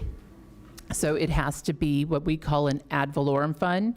So like a special revenue fund that gets the funding primarily from the general fund. Would it be easier to like ask all of them Comtran. except? So we have 102 special revenue funds, and 102. 21 of them, which are mostly grant funds, we already sweep back. So Of 102, we sweep 21? Right. And then 6 of them are ad valorem funds where the interest stays there, and then 75 of them are true program-based, so the interest has to stay with those programs. So the 75 of them, we can't, are not allowed statutorily to take those funds out? Back The interest to- earned? Right. Whether it's because of whatever the program is for those different things. Something like our building department, you know, your building permits is a special revenue fund, and they're required to keep those interest earnings to be used for the building activities. And so you're saying there's 21 we sweep and 6, what were the 6? There's 6 that the interest stays with them. One of them, I believe, do you have the? Yeah, those funds that we fund from the general fund, like Palm Trans. So if we sweep the interest back, then we'll just have to transfer more from the general fund. So we just leave it so that we don't have to transfer as much, if that makes sense. There's 6 funds like that. Palm Trans, one of them. There's a HED fund, is one of them. And there's an engineering fund, that's one of them. So I'm having a hard time remembering them all, but those are the major ones. And the dollars that are over and above what we are projected, that's what comes back to us to say, what would you like to do with this? It's all part of this estimates because it's part of the transfers. So we would transfer less to cover those interests and things. Thank you. And so it clerk, nets through the transfers. Thank you, Sherry. Clerk, does that, so 102 funds, is that about right? That you see, because you really handle the money. Thank you, Commissioner. This, in our presentation in April, and I must say to Administrator Baker and Ms. Brown, our offices do need to get together because we might have some slight disagreements on the funds, so we have to put our heads together. We need to get that meeting set between all of us. But we are going to come in April, lay out every fund which we believe you can statutorily move the money, sweep the money for your general fund. The interest earned on it. The interest earned, that's correct. All right, and so not to prolong this even longer, I find it very interesting. I'm looking forward to that presentation, but if you would please, OFMB meet. Yeah, we've met already twice with their staff, so we can meet again. And okay, well, thank you. Those are my questions. Thanks. Thank you. I do not see any more lights on. Commissioner Weiss? Yeah, I'd like to make a motion to approve item 5C1 A and B. Second. So I have a motion from Commissioner Weiss, a second from Commissioner Woodward. All in favor? Aye. All opposed? See that motion carries 7-0. Okay, we have finished public hearings. We are now on the regular agenda. We have the administration items first, which I think are going to take a bit of time. I do want to say something here before I make a motion to actually move these items. Let me, there's been a lot in the paper over the last 4 days, 5 days, 6 days, 7 days. And I want to address a lot of the chatter that has occurred. So as many of you have heard, Virginia Baker, our county administrator, has submitted her retirement notification effective May 31st. She has not resigned. I want to thank Ms. Baker for giving us, from that point forward, 90 days.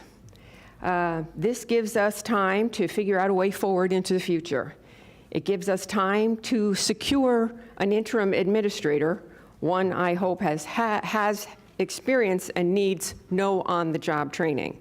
Someone who knows our county, knows how to build a multi-billion-dollar budget, is familiar with all of our cost centers, which are, I don't even know, Sherry, how many cost centers do we have? If we have 1,300 pages of line item budgets, and there's at least one cost center on every page, so we have at least 1,300 cost centers. It's probably closer to 3,000.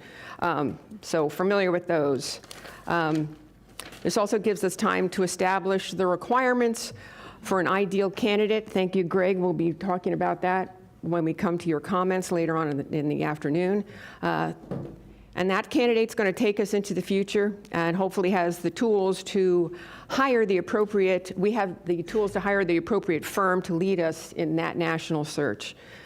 I look forward, as I said, to Commissioner Weiss talking about this during his comments to help us start the process.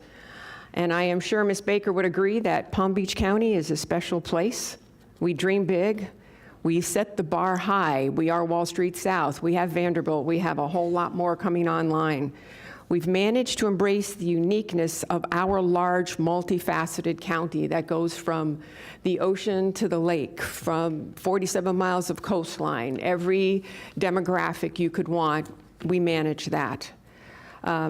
Whoever that person is that we hire, and thank you, Ms. Baker, for doing this, manage a county with over 35 departments, deliver a balanced budget of over $9 billion, have knowledge to deal with thousands of cost centers and funds, guide over 7,000 employees, oversee airports, not one, but 4, utilities, public safety, emergency management, planning, zoning, and building, billions of dollars in real estate, and a booming tourism economy, and the ability to negotiate with 39 municipalities and countless other taxing districts, to be able to negotiate with the 6 unions that we negotiate with right now, and to follow the 7 strategic priorities as set forth by this Board of County Commissioners.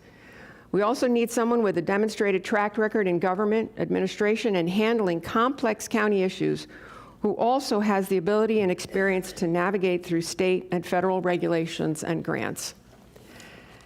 Ms. Baker, you have handled an ever-changing environment without much fanfare. So during the coming months, we will continue the budget process. And you can hear from what we just did, this is an ongoing process. This is a daily, day-to-day process. It's not something that gets built in 1 or 2 or 3 months.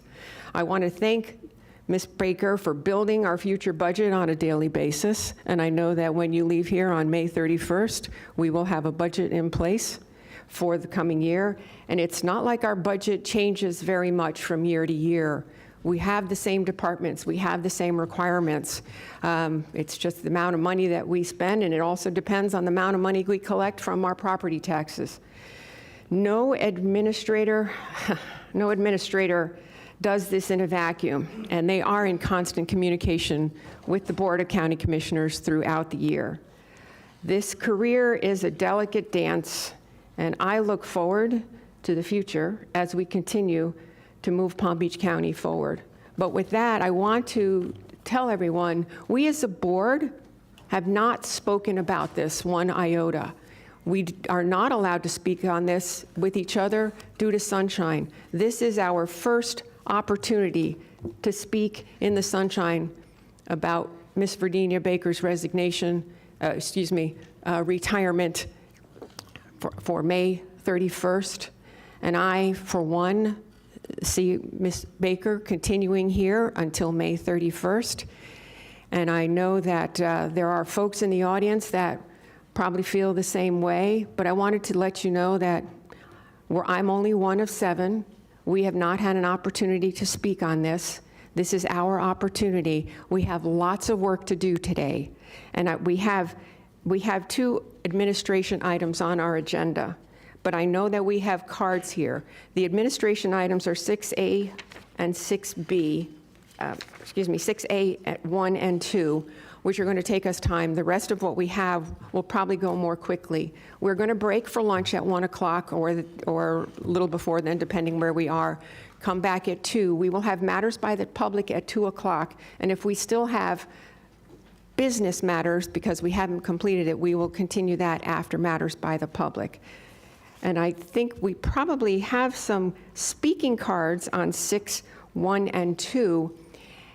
This is very unusual for us to do this. I'm going to go ahead and take the speaking cards, because I believe that you all want to be heard. But if we wait until all of the business is done, it might be 3 o'clock this afternoon. So if you all don't mind, I've got several lights on. Commissioner Flores, your light was first. I have Commissioner Flores, then Commissioner Weiss, and then Commissioner Baxter. So Commissioner Flores, if you'd like to speak, go right ahead. Yeah, I just want to read into the record a statement that I prepared. I didn't realize we were going to have this moment right now. So, first of all, Virginia, I would like to extend my deepest gratitude to you as county administrator for your time, your leadership, your dedication, especially during the challenging times of COVID-19 pandemic. Your decisive actions, compassion, and commitment to the community ensured the safety and well-being of our residents during an unprecedented time. In addition to your exceptional crisis management, Virginia, you have been a true champion of affordable housing, tirelessly advocating for initiatives that provide safe and accessible housing for all. Your dedication, vision, and unwavering commitments have made a lasting impact on our county, and we are incredibly fortunate to have had you as a remarkable leader at the home for over 30, close to 40 years. I just want to say thank you on behalf of this board, my community, my district, for your leadership and truly being a champion of our people. So thank you so much.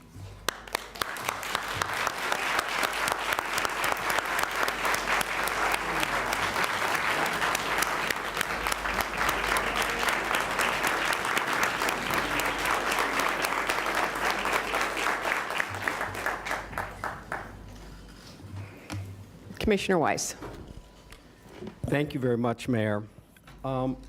So I guess first I want to address the elephant in the room, and that is my phone was blowing up over the weekend, emails coming in that somehow we were going to be removing our county administrator, Virginia Baker. I don't know where that came from, and really at this point it doesn't matter, but that would not have been something I would have ever supported. I think that the fact of the outpouring of people who stood up and also knew that something like that would be the wrong thing to do for no justification, it says a lot about our community.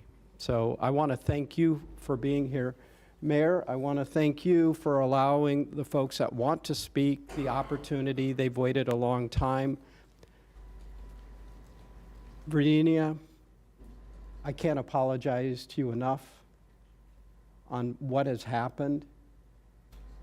The kind words that my colleague just spoke, but no human being should have to endure that kind of talk. It's just wrong. Just wrong.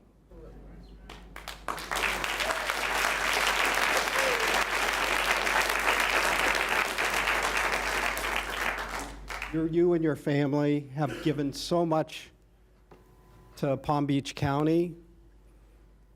Each and every day, you're out there taking time away from your own people that also need you to give it to all of us. So I want to thank you for your years of service. I am going to miss your counsel.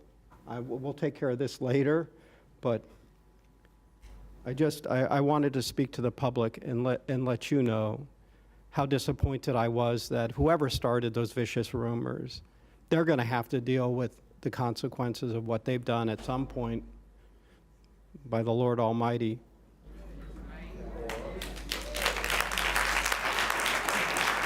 Thank you for being here. I love Palm Beach County. I love you all. Vice Mayor Baxter. Thank you, Mayor. I do have to agree with Commissioner Weiss.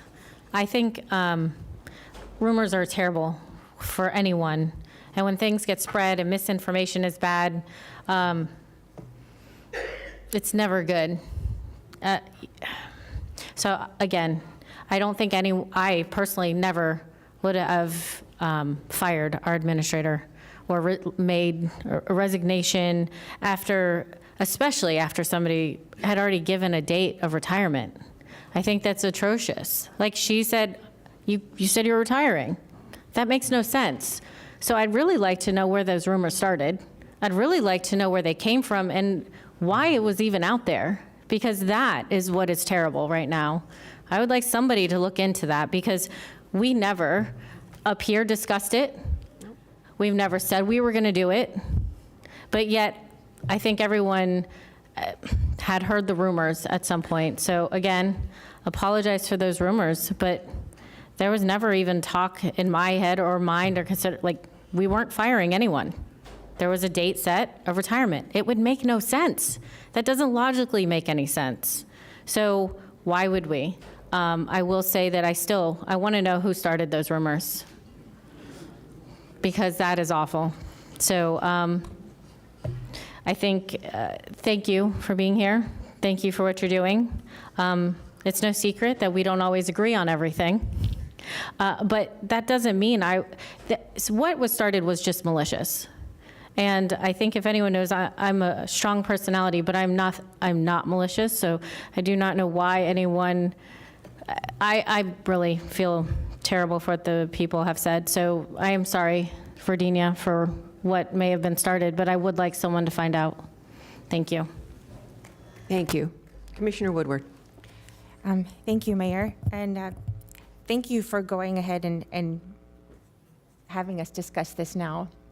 I think I just for myself, I appreciate it. I think there's a lot of people in this room that appreciate it. It's kind of been 10 days of having an elephant sitting on my chest since we were informed, and I don't know what the rest of you have experienced, but it's been rough. And we were in Tallahassee together, and there's been phone calls, and every person that I met, there's a lot of stuff that's said.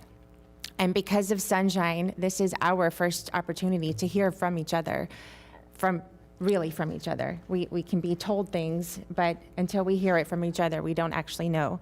And I'm very, very happy to hear from my fellow commissioners today, starting with the mayor on this. My first thought from the beginning when we received your notice of retirement was, okay, we have till May 31st. And I had a discussion with the administrator about the budget, assuring me that that was going to be one of your focuses, to make sure you were able to deliver us that on time. And as you can see with the discussion, it is an ongoing process and something we're always working on. And thank you for that. And thank you for giving us notice. I think that this county, Palm Beach County is no joke.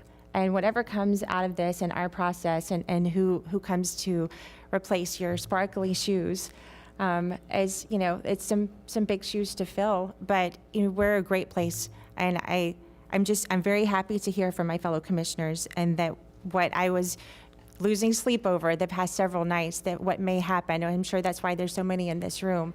I am relieved, and I'm happy to accept I'm not happy to accept your retirement, but I'm very happy to keep you until we can on May 31st. And then I hope we can give you a bon voyage off into a good retirement, but come back and visit us, please.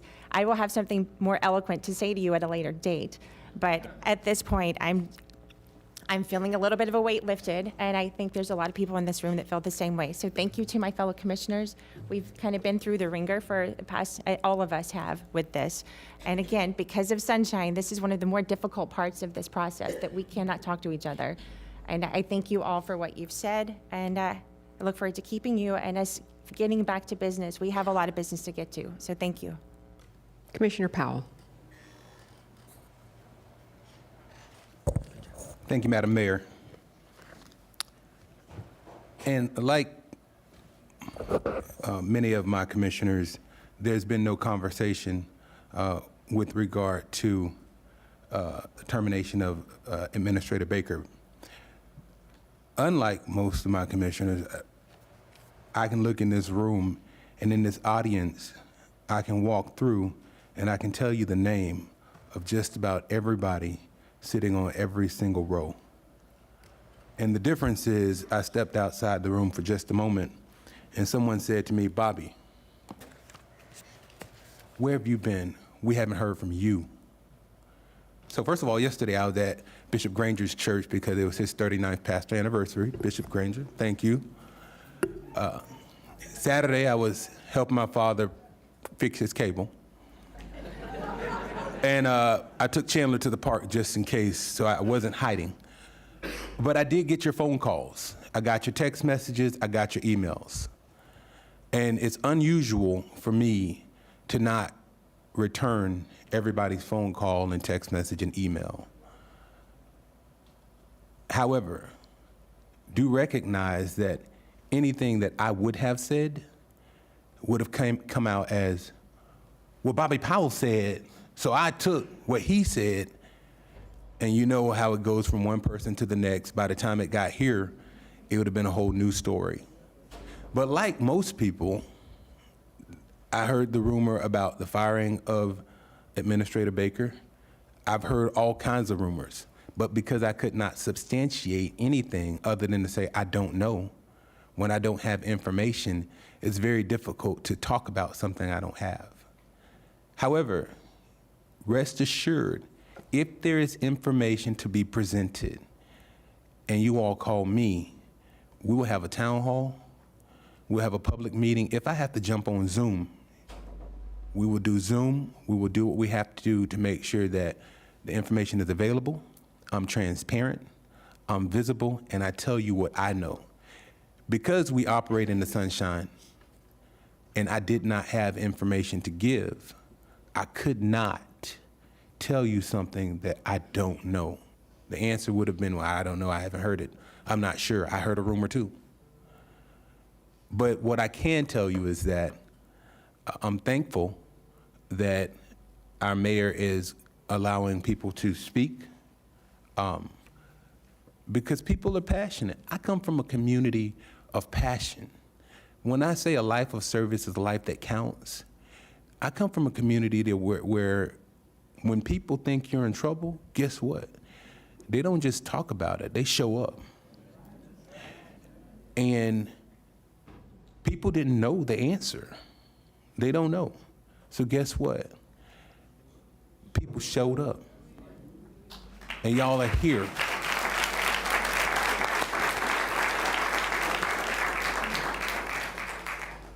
So I'm thankful, Mayor, that you explained what's going on today, but I'm also, I make no bones about it, I'm thankful to the community for showing up.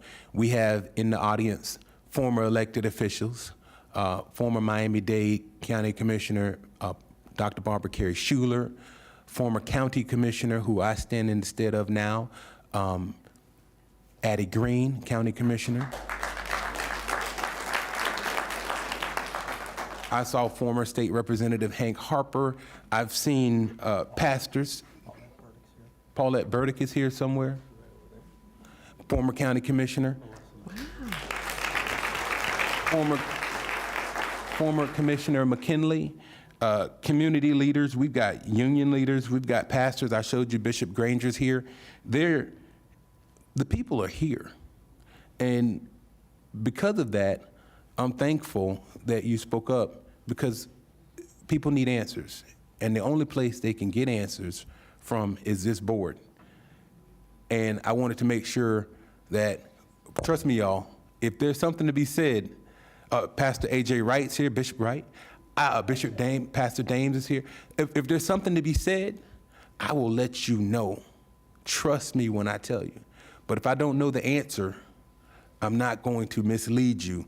So we'll leave this meeting today and thankful that everybody's here. But what's also I'm thankful about is ain't nobody gonna say Bobby Powell said. I'm just saying. So thank y'all and thank you, Mayor, for the opportunity. Thank you, Commissioner And when it Powell. comes to Administrator Baker, I've got a lot to say, but because we've got time, and today is not the day, I'll save my comments about the administrator for a future date. Thank you. Thank you. Commissioner Sachs. Senator, that was so beautiful. I just want to say a few words and we'll close it up. I told Ms. Baker that I am not accepting her retirement. I told her. And as I told her, I was hugging her and I told her in her ear. And she whispered in mine, Maria, she said, I got time with my family, my husband Joe and my kids. Now there are a number of women in this audience, and there aren't many women in positions of power and leadership in our country today. But Miss Virginia Baker is.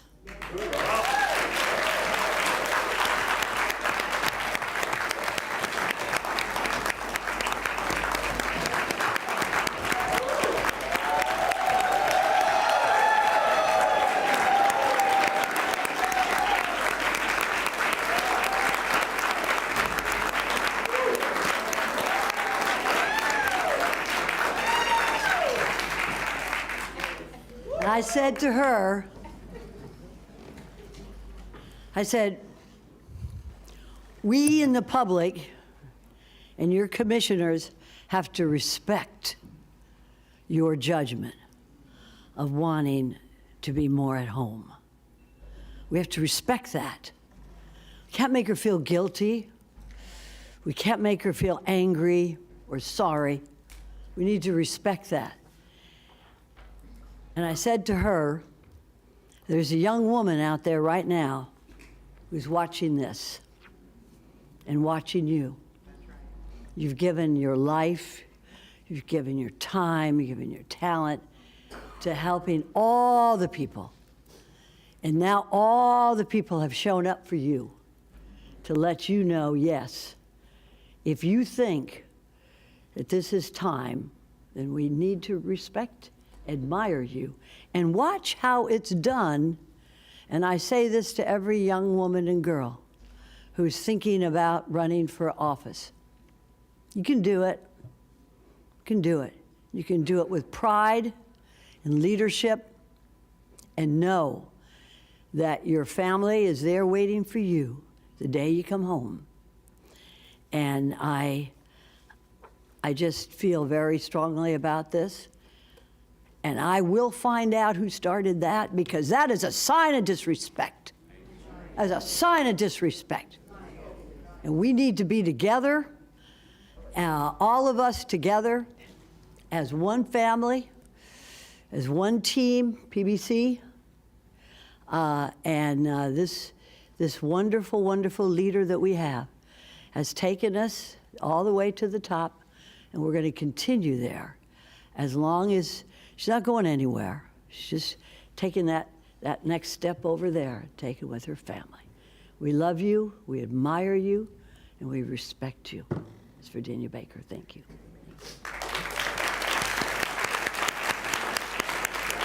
Clerk Abruzzo, I believe you wanted to say something.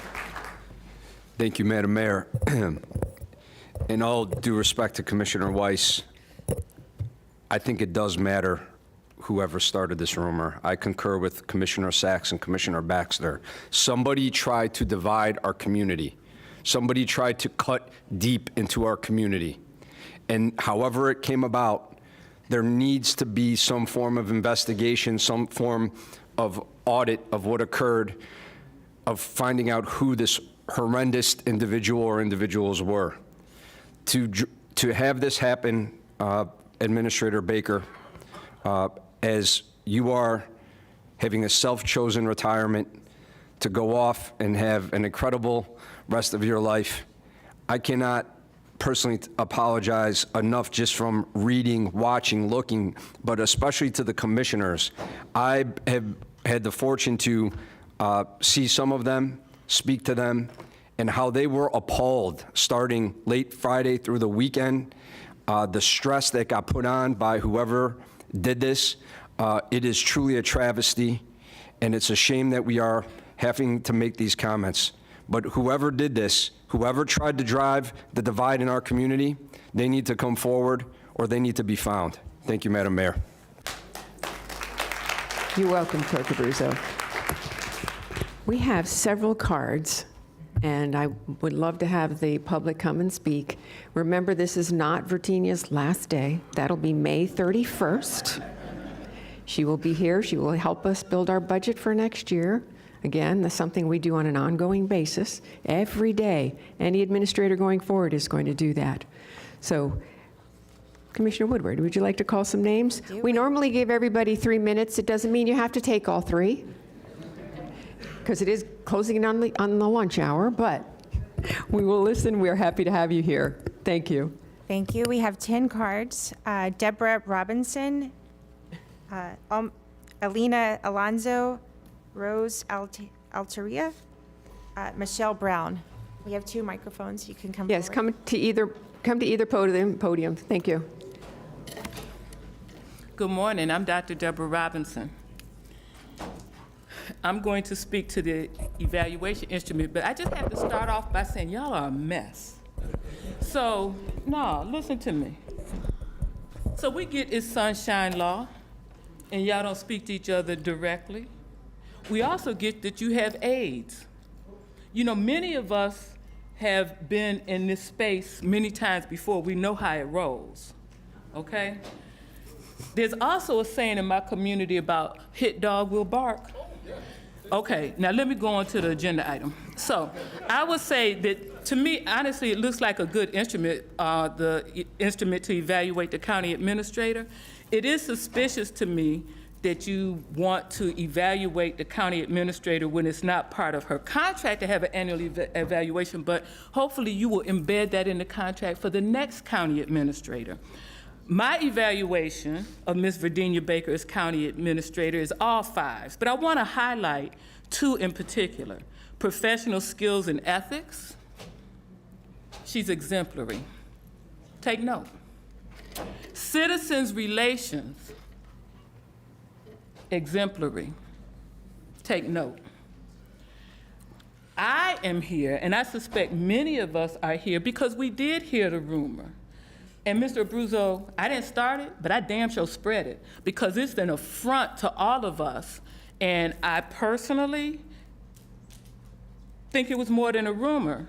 And I am here to say, I hear all your comments. I'm glad you said all those wonderful things. You treat her with the respect that she deserves.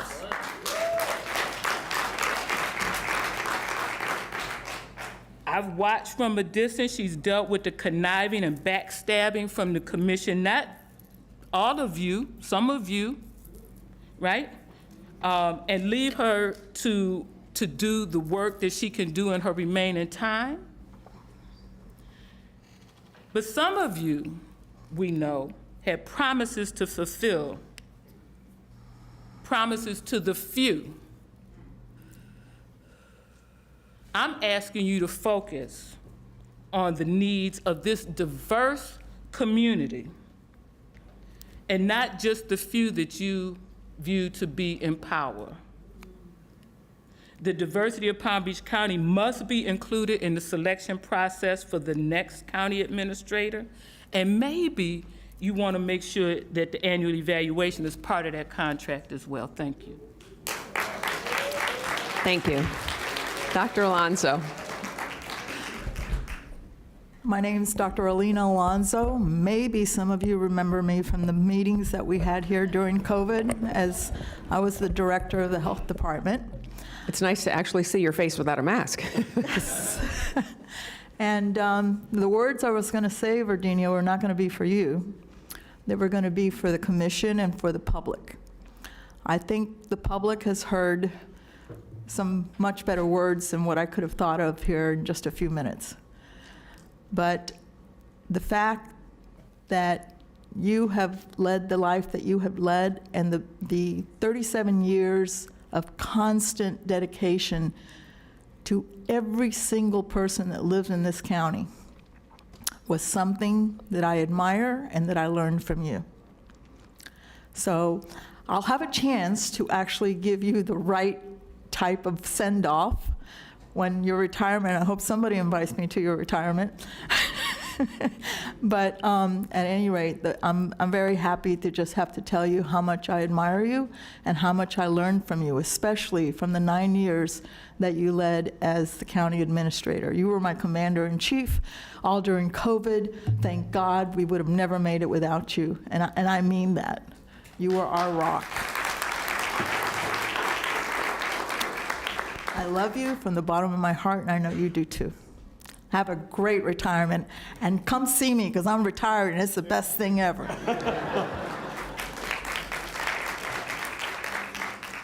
Okay. I had called Rose Alteria and Michelle Brown.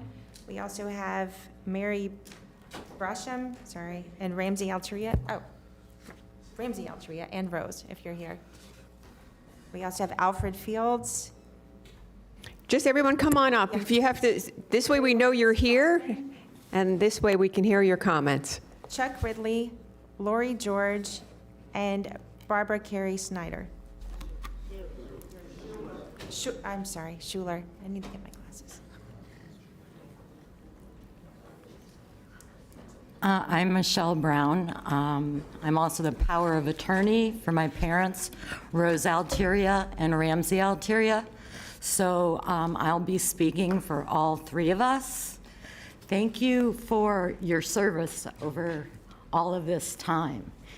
I'm hoping that before you retire, you can look into a situation that my family and I have been going through for the last 5 or 6 years regarding the county encroaching the back of our property, regarding the gentrification of my neighborhood, and which during that process, somehow, boundaries, easements, and surveys have not been passed on to the new owners appropriately. It has caused us a lot of grief. It has caused us a lot of pain, and it has cost us now financial responsibilities that we should not be responsible for.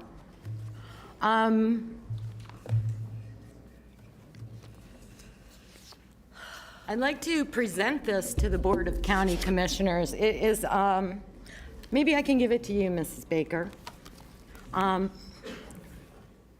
It's a book about the history of Jupiter, in particular the history of the Pennock Point area, which goes back to the Spanish-American War and the first settlers in that neighborhood. Additionally, it involved the gentrification at that time of Indians, Native Americans that were displaced from their homes.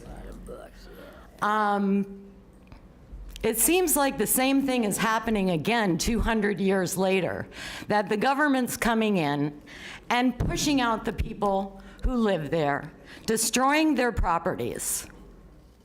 I have happened to have lived for the last 30 years on a wonderful parcel of land in the middle of Pennock Point, adjacent to a road called Old Fort Jupiter, where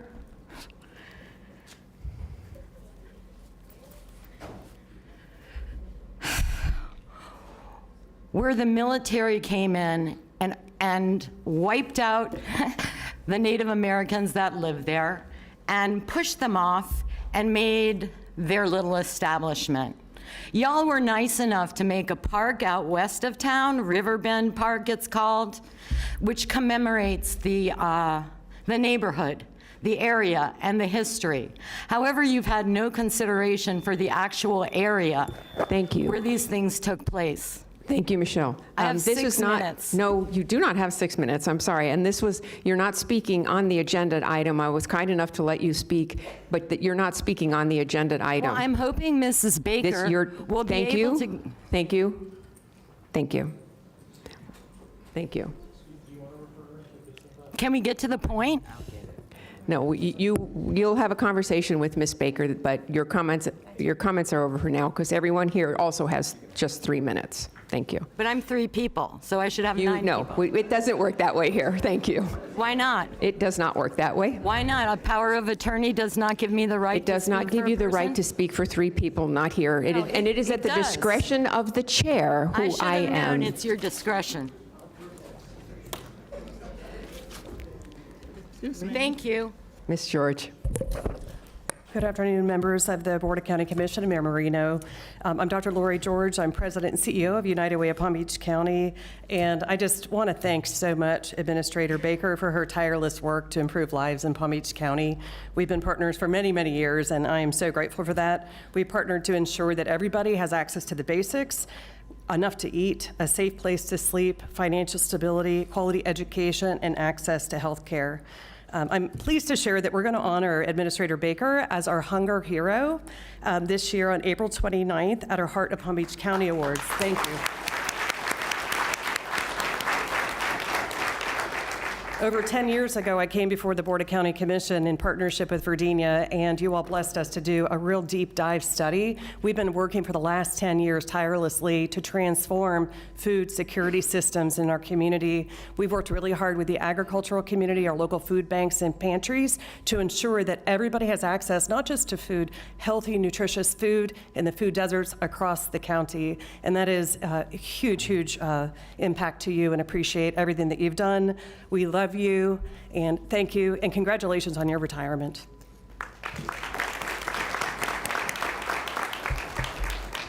I'm going to be very short. My name is Addie Green, and I wouldn't be here if it had not been for the people behind me. And I wouldn't be here where I've gone if it had not been for Bob Wiseman and you. And I have a question to ask, and if it's too personal for you to answer it publicly, you don't have to. But that's the only reason I'm here. I don't want you to retire. And I don't think you want to retire. So I'm going to ask you if it's a family matter, you don't want to answer my question, you don't have to. I can ask you in church Sunday. But do you want to retire? I am glad you asked that question. Yes, it is time. My daughter is in the audience, and if I said anything different, I would not be sitting here tomorrow. But yes, it is time for me to give back to my family. I think Commissioner Weiss talked about it. I have given to this community because that's what public servants do. And so that's what I've done.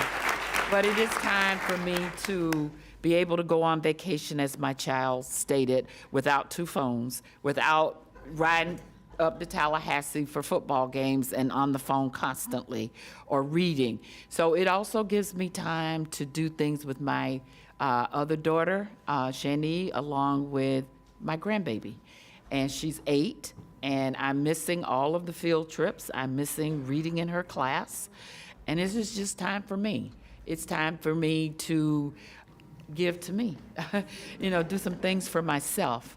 I will continue to be in this community. I'm not going anywhere.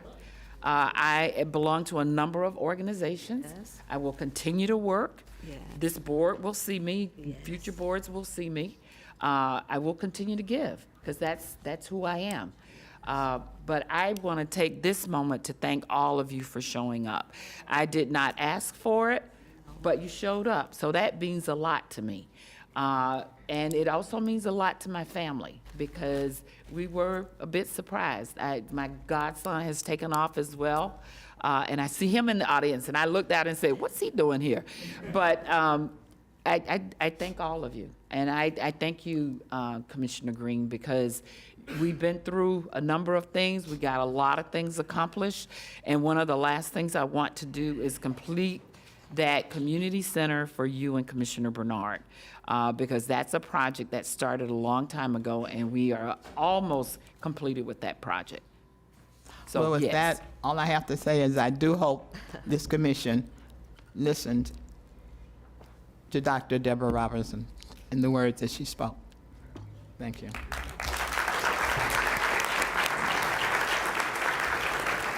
I believe that it is afternoon now, so I want everyone to look at me. This is Miss Mary Lawrence Brown. It's ironic I'm standing here again today. See, you're looking at the pioneer with the Urban League, with the most famous Percy H. Lee. I was in the chamber when Percy Lee had that massive heart attack and dropped dead then, so Miss Brown has been around here. I was the fourth speaker, and we was fighting for the same thing that we're fighting for today down at this commissioner here. Hearsay, they say, rumors, appointments. You're not qualified. You can't do this. You can't do this. Yes, you're looking at her right here. Miss Mary Lawrence Brown. This is who I am. Miss Verdina Baker, thank you for your unwavering, dedicated, professional service that you have rendered more than 38 years here, but outside cannot be measured in numbers. So, Ms. Bray, I want to say thank you. And to Tammy Fields, and to John Green, and all of you all that comprise with your commissioners here to make this city work for who it is and what it shall be in the nearest futures to come. As I've always said, I have a bracelet here. As you can see, I have plenty of them. Please get out and vote. My vote bracelet here. The other one here says, what you do matters. What you do matters. Because when you spread these rumors here, this is what happens here. So, no, never do that. Let's continue to be professionals, and let's continue the dialogue with the business at hand. See, Ms. Bram is business. Always have been, always will. I'm always will work together with whoever it is. Because my metaphor is you give me a blank canvas and everybody get a paintbrush, and whatever paint that you want to splash on that canvas, it makes a beautiful masterpiece. That's who we are, and that's who we should be. So this evaluation, if it's gaps in there, evaluate them when they're doing good as well as they're doing bad. That's what Ms. Bram has always done. That's where you know. That's when you can come in as leaders and set some courses and set the precedents that you wish to have. She served you well. She served you more than well. More than well. So enjoy your retirement, because Ms. Brown was totally upset. She only had 2 more months out. What is all of this about here? Thank you. Thank you very much. Commissioner Powell. Thank you, Ms. Bram. Ms. Bram, thank you. Madam Mayor, you have on a vote bracelet, and I'm just curious. I know you said you're from Riviera Beach. When is the next time people can vote? Today. Please get up and vote today. You have no I voted say already. So if you do not vote. Ms. Bram does not listen to non-voters, and everybody knows that about Ms. Bram. Today, please express that, Chair, Mayor. Please express that. Today, March the 11th, from 7 a.m. to 7 p.m., vote in every municipality. That's where you move things at. Thank you very much. Thank you. And I should be wearing my little vote badge. I voted at 8:05 this morning in Palm Beach Gardens. So if you haven't voted, you have time. Thank you. Sir. Oh, ma'am. Good morning. Good morning. Oh, is it afternoon? Good afternoon. Good afternoon. I am Dr. Barbara Carey Schuler. I am here for one reason, and that was to hear the truth from you. And I thank you for the truth. I thank you because we heard it from your mouths, and we didn't have to read the newspaper or hear it from other folks as a rumor. When I heard it, I said, I can't believe that my friend Ms. Sachs and my friend Mr. Powell that I worked with in the past would allow something like that to happen from this board. So I'm thankful that you told us the way it was and that you were not going to put this county on fire like the fire in California.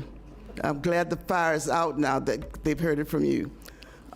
Ms. Baker was representing you long before she became county manager. I know her from her past working with me when I was mayor and chairwoman of Miami-Dade County for years. So she was representing you then, and she is still representing you very well. And I'm just so happy to know her and to know the kind of work that she's done for this county. And it is not easy being county manager. I was there for almost 25 years on that board, and I know what county managers have to go through to make sure that you have a balanced budget, that you represent the people well, and that you are serving well. So I want to say to you, Virginia, I admire you for the work that you've done. I appreciate you for the work that you've done, and I, as this board does, respect you for what you've done for this county. So I know when to hold and when to fold. I'm not going to talk anymore because I would have a lot to say, but I know that you ladies especially and the men would not let such a thing happen as what happened with that rumor spreading in this town. So thank you again. I appreciate you and your work, and appreciate that you're going to try to find someone who can represent you as well as Ms. Baker. It's going to be a hard job for you to do that, but I know you will, and thank you, Virginia, and thank you from all the people from Delray who came down here today to see and to support what you want to do. And I know that you need to retire and enjoy your life and enjoy your family. God bless you, and God bless all of you for your service. Thank you. Sir. Good afternoon. My name is Alfred Fields, the current president of the National Association for the Advancement of Colored People. I bring you greetings from the West Palm Beach branch, and first want to say thank you to our officials this afternoon for allowing us to speak.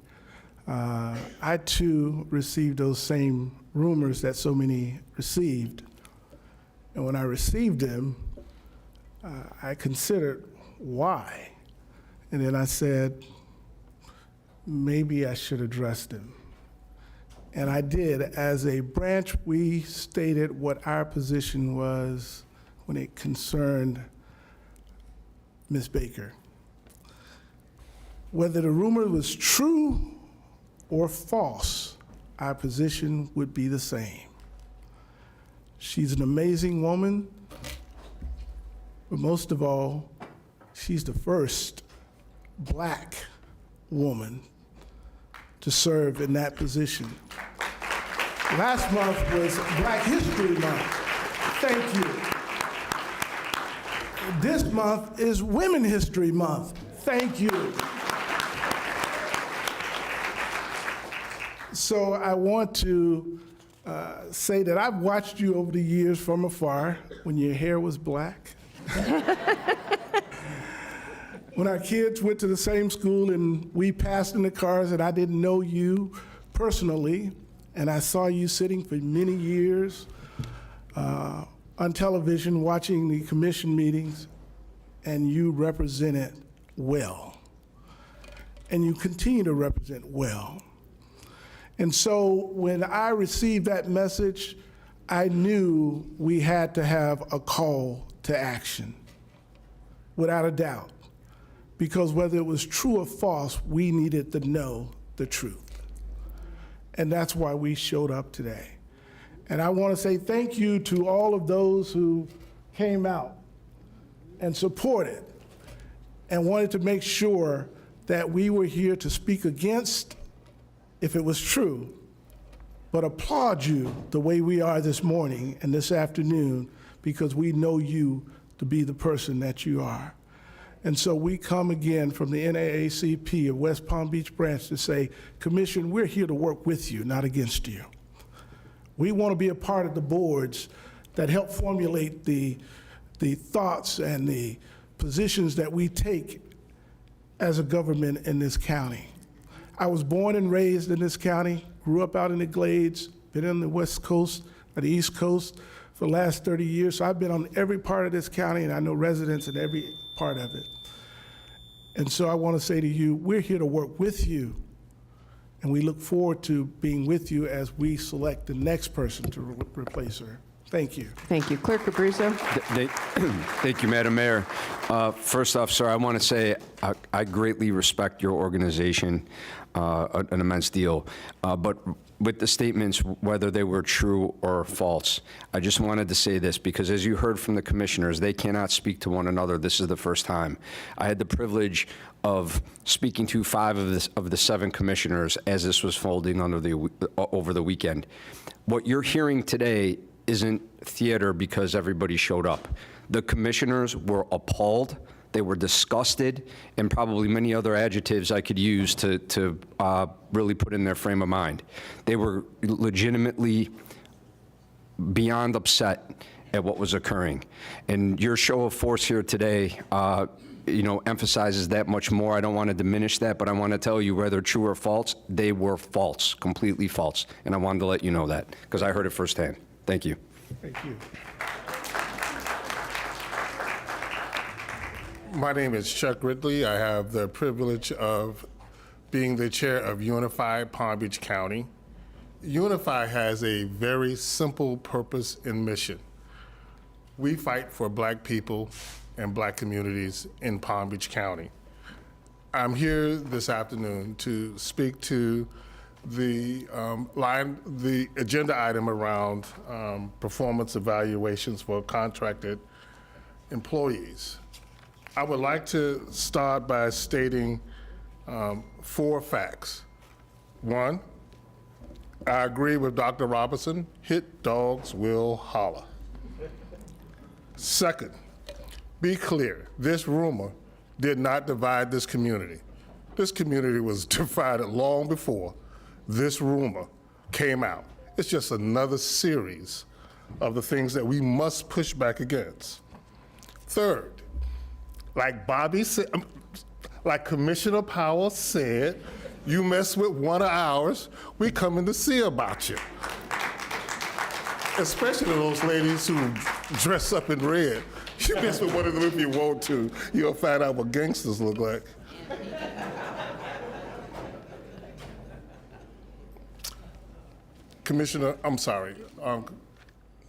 Administrator Baker, thank you.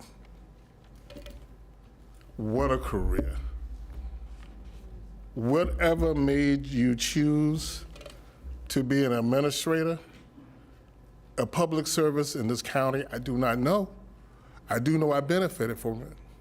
I do know my family benefited from it. I know that you understood, like many Black women, how to navigate these systems that look at people like me and can chew them up and spit them out, and still treat that kind of complexity with the dignity it deserved.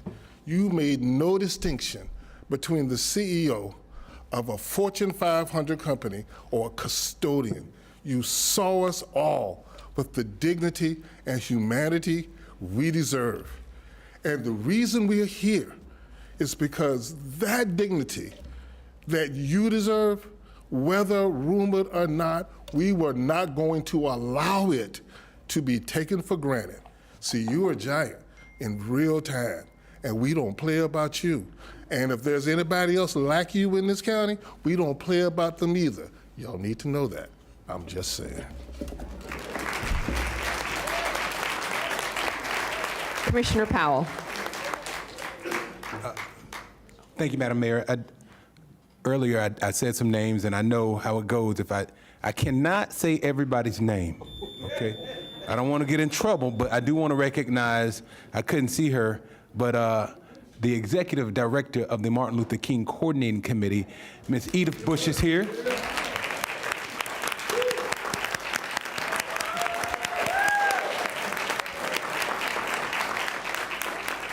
Aunt Edith is in her 90s, so she is still a fighter. And then Mangonia Park Councilwoman Lisa Davis Quince was standing on the wall. Lisa.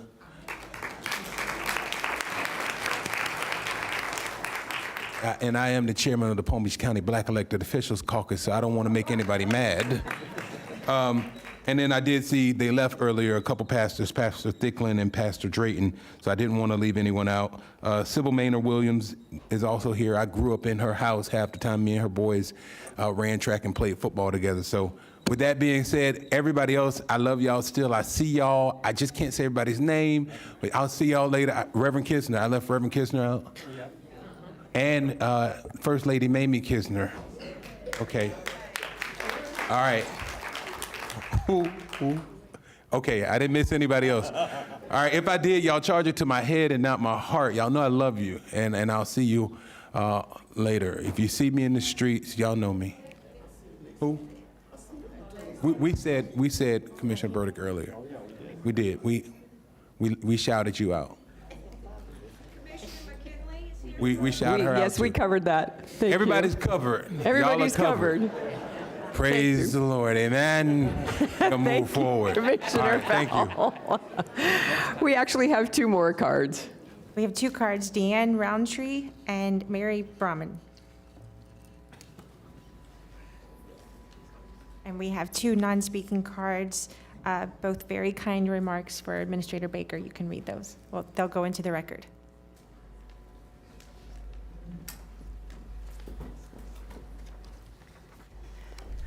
Good afternoon, commissioners, distinguished guests, and the residents of Palm Beach County. My name is Dr. Dion Roundtree, and on behalf of our president, Keely Gideon Baker of the Black Chamber of Commerce of Palm Beach County, I'm a fellow board member, I stand before you today to honor the extraordinary legacy of Mrs. Virginia Baker as she prepares to retire after 38 years of transformative service to our community. Mrs. Baker's leadership has been a beacon of excellence, dedication, and equity, leaving an indelible mark on Palm Beach County. Her commitment to inclusive growth and opportunity has set a standard that we must strive to uphold. As we celebrate her legacy, we also look to the future. The selection of the next county administrator is a pivotal moment for our community. To ensure continuity of progress and equity, the Black Chamber of Commerce of Palm Beach County has established a task force of nonprofit leaders, business owners, C-suite executives, union representatives, faith-based leaders, and community advocates. This diverse group, representing every corner of our county, is ready to collaborate with the Business Development Board, Economic Council, and fellow chambers to identify a leader who reflects our shared values and vision. Including this task force in the selection process will ensure that the next administrator continues Palm Beach County's deep commitment to fostering economic growth, supporting minority-owned businesses, and addressing critical issues such as infrastructure, transportation, housing, and property insurance. These priorities are essential to building a thriving, equitable Palm Beach County. Additionally, we would like to humbly urge the Board of Commissioners to honor Mrs. Baker's legacy in a meaningful way, whether through naming a county facility in her honor or establishing a scholarship or leadership program. Such a tribute would serve as a lasting testament to her dedication to public service and community development. Palm Beach County's success depends on collaboration, and we are eager to work alongside you to ensure a prosperous future for all. Thank you for your time, leadership, and commitment to honoring the past while building a brighter tomorrow. God bless you. Thank you. And we have one more card, Mary Brahman. Yes, Mary Brahman. Oh, I'm sorry, I missed your name. Apologize. Okay, No, you don't get another 3 minutes.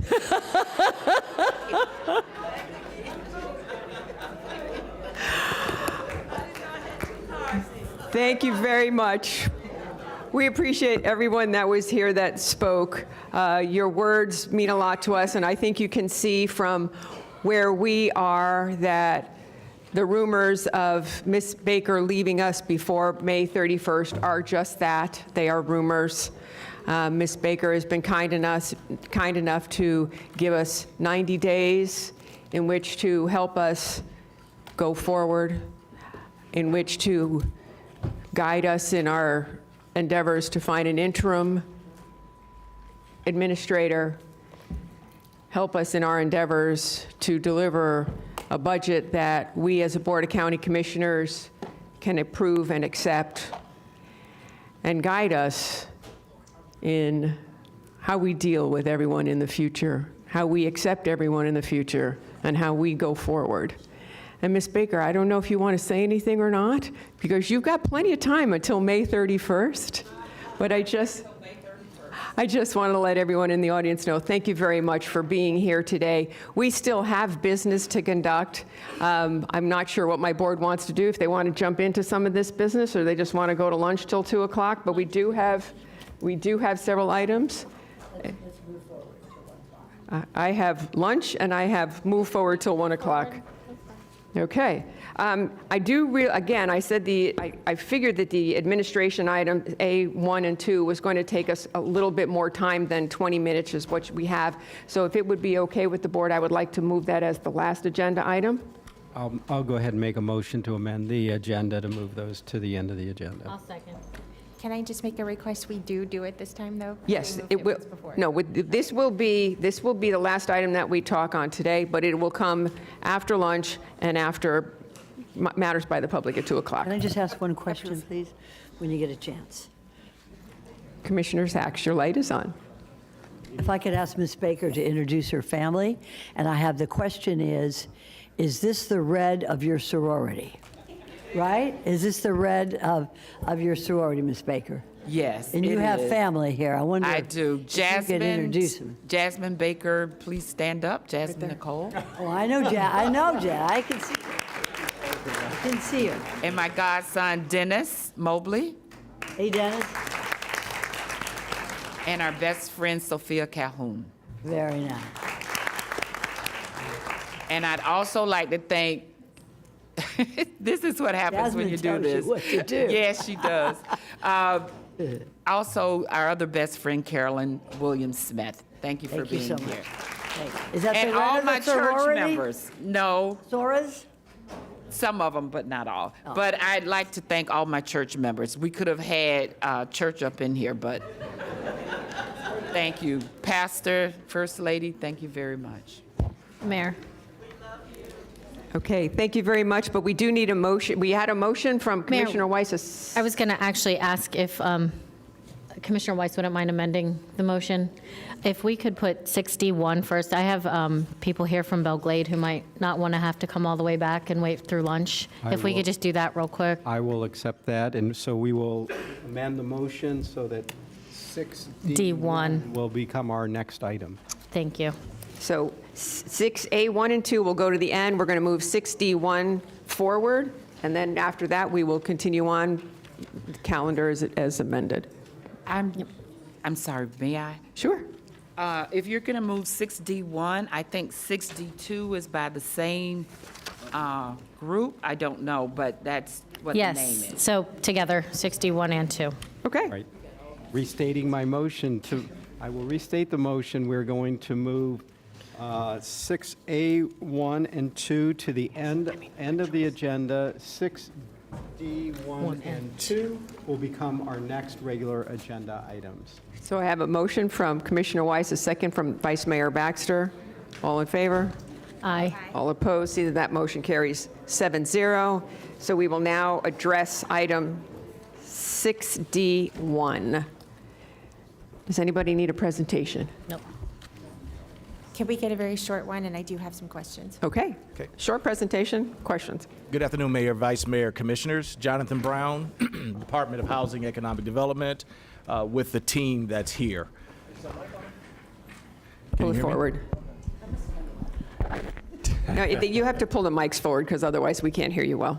Okay, so again, Jonathan Brown, Department of Housing Economic Development, with the team that's here.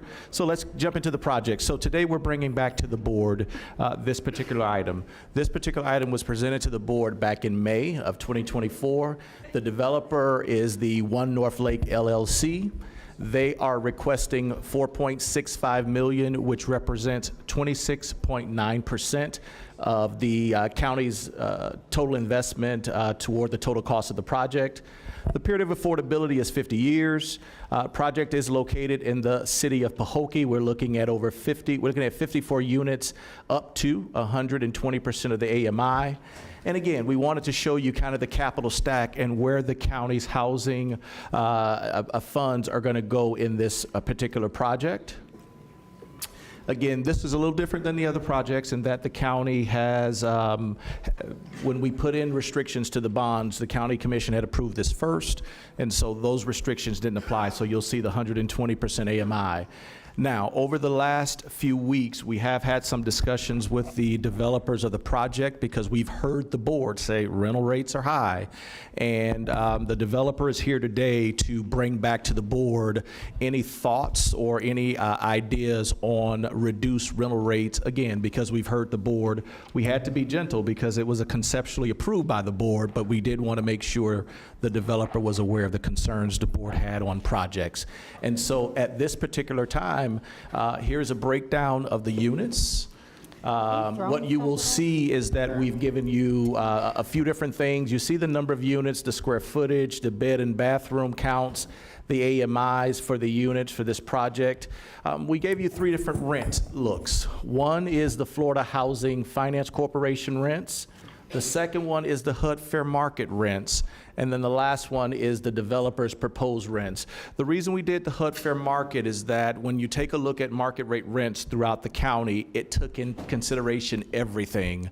But when we use HUD Fair Market rents, we can drill down to the zip code. And what we did for this project in particular is we averaged the HUD Fair Market rents for the city of South Bay, Belglade, and Pahokee. And that's how we come up with the HUD Fair Market rents for this particular project. And so again, consistent with the board, you conceptually approve it, we're bringing the project back, but we did need to hear from the board, the developer needs to hear from the board, if there are some conversations regarding rental rates. Thank you.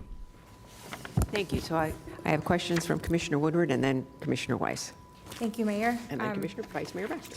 To go to the fair market rate, thank you for doing this, because I think this first started with a Lake Worth project and then another one in Riviera Beach, where you were discussing what's the actual local market, because doing a countywide number, I mean, we're tied to that with AMI, but when we're building in specific areas, the market is very different.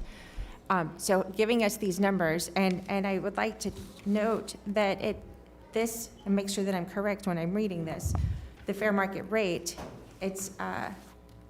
these numbers come from a geographic area, so we're using a specific area, and it's occupied by recent movers with adjustments to exclude public housing units and substandard units, meaning that affordable housing numbers are not put into this to artificially lower what this is. This is the market. Correct.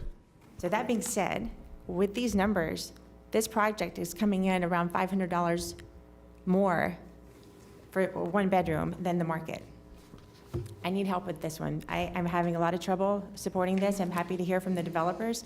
But in this area, we're looking at $800 difference in 2 bedrooms, similar with 3 bedrooms above market. And if we're going to do affordable housing, what's considered, we're subsidizing these numbers. And we now know what the market will hold in South Bay, Pahokee, and Belglade. How can we justify calling this affordable housing? It's based on a countywide AMI, but the market in this area would be below what is considered workforce affordable housing. Can you answer that, or would the developer like to? I would prefer the developer, but again, we've expressed those concerns to the developer, and the developer was going to come today and share some thoughts. So we'll. Hello, Commissioners. I'm Chuck Lesnick, and I'm flanked by Aaron Taylor and Donya Roberts. I want to point out, and I'm a big advocate for affordable housing, but the number that you're referencing is 40% of the HUD fair market value, not 100%, not 70%. We're in a workforce housing project here, and I think what's important, we've been working on this project for about 4 or 5 years in both Pahokee and in Westgate. Donya's been working for 20 years on this project to get something done and to look at the comparable numbers. And what you're referencing is the number that they usually use for Section 8 certificates or what they use for low-income housing tax credits. When you have deep subsidies like that, you can, as a developer, subsidize. We don't have that. We're using HUD's 221D program, which is for workforce housing, and the interest rate's about 6%, also for 40 years. By the way, I want to applaud the County Board of Commissioners for giving us this pool of money to match the HUD money, and the staff that you have in the county here has been absolutely tremendous in getting us to this point where we are now. But just be clear that that number that you're focusing on is 40% of the AMI, which is what you would do for low-income housing tax credits. Can I have staff address how we got to these numbers? We'll correct that. It's not 40% of the AMI, but Carlos, you want to explain the 40 percentile that's used? Turn that on and pull it closer. Sorry about that.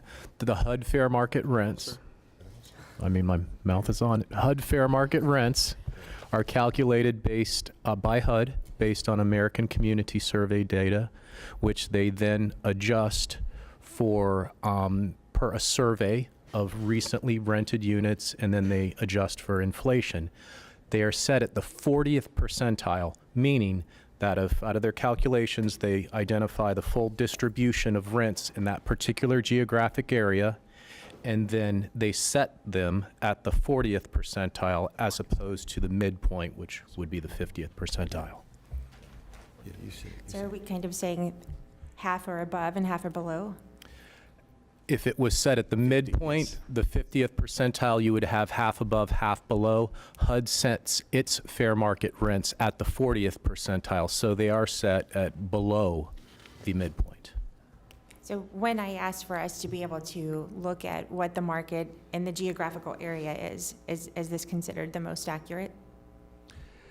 This would be the most accurate if we're using the HUD fair market. And I'm saying it that way because there is no Zillow number that we can look at by zip code. There is no other data point that we can look at by zip code. The only ones that we can look at by zip code would be the HUD fair market rents.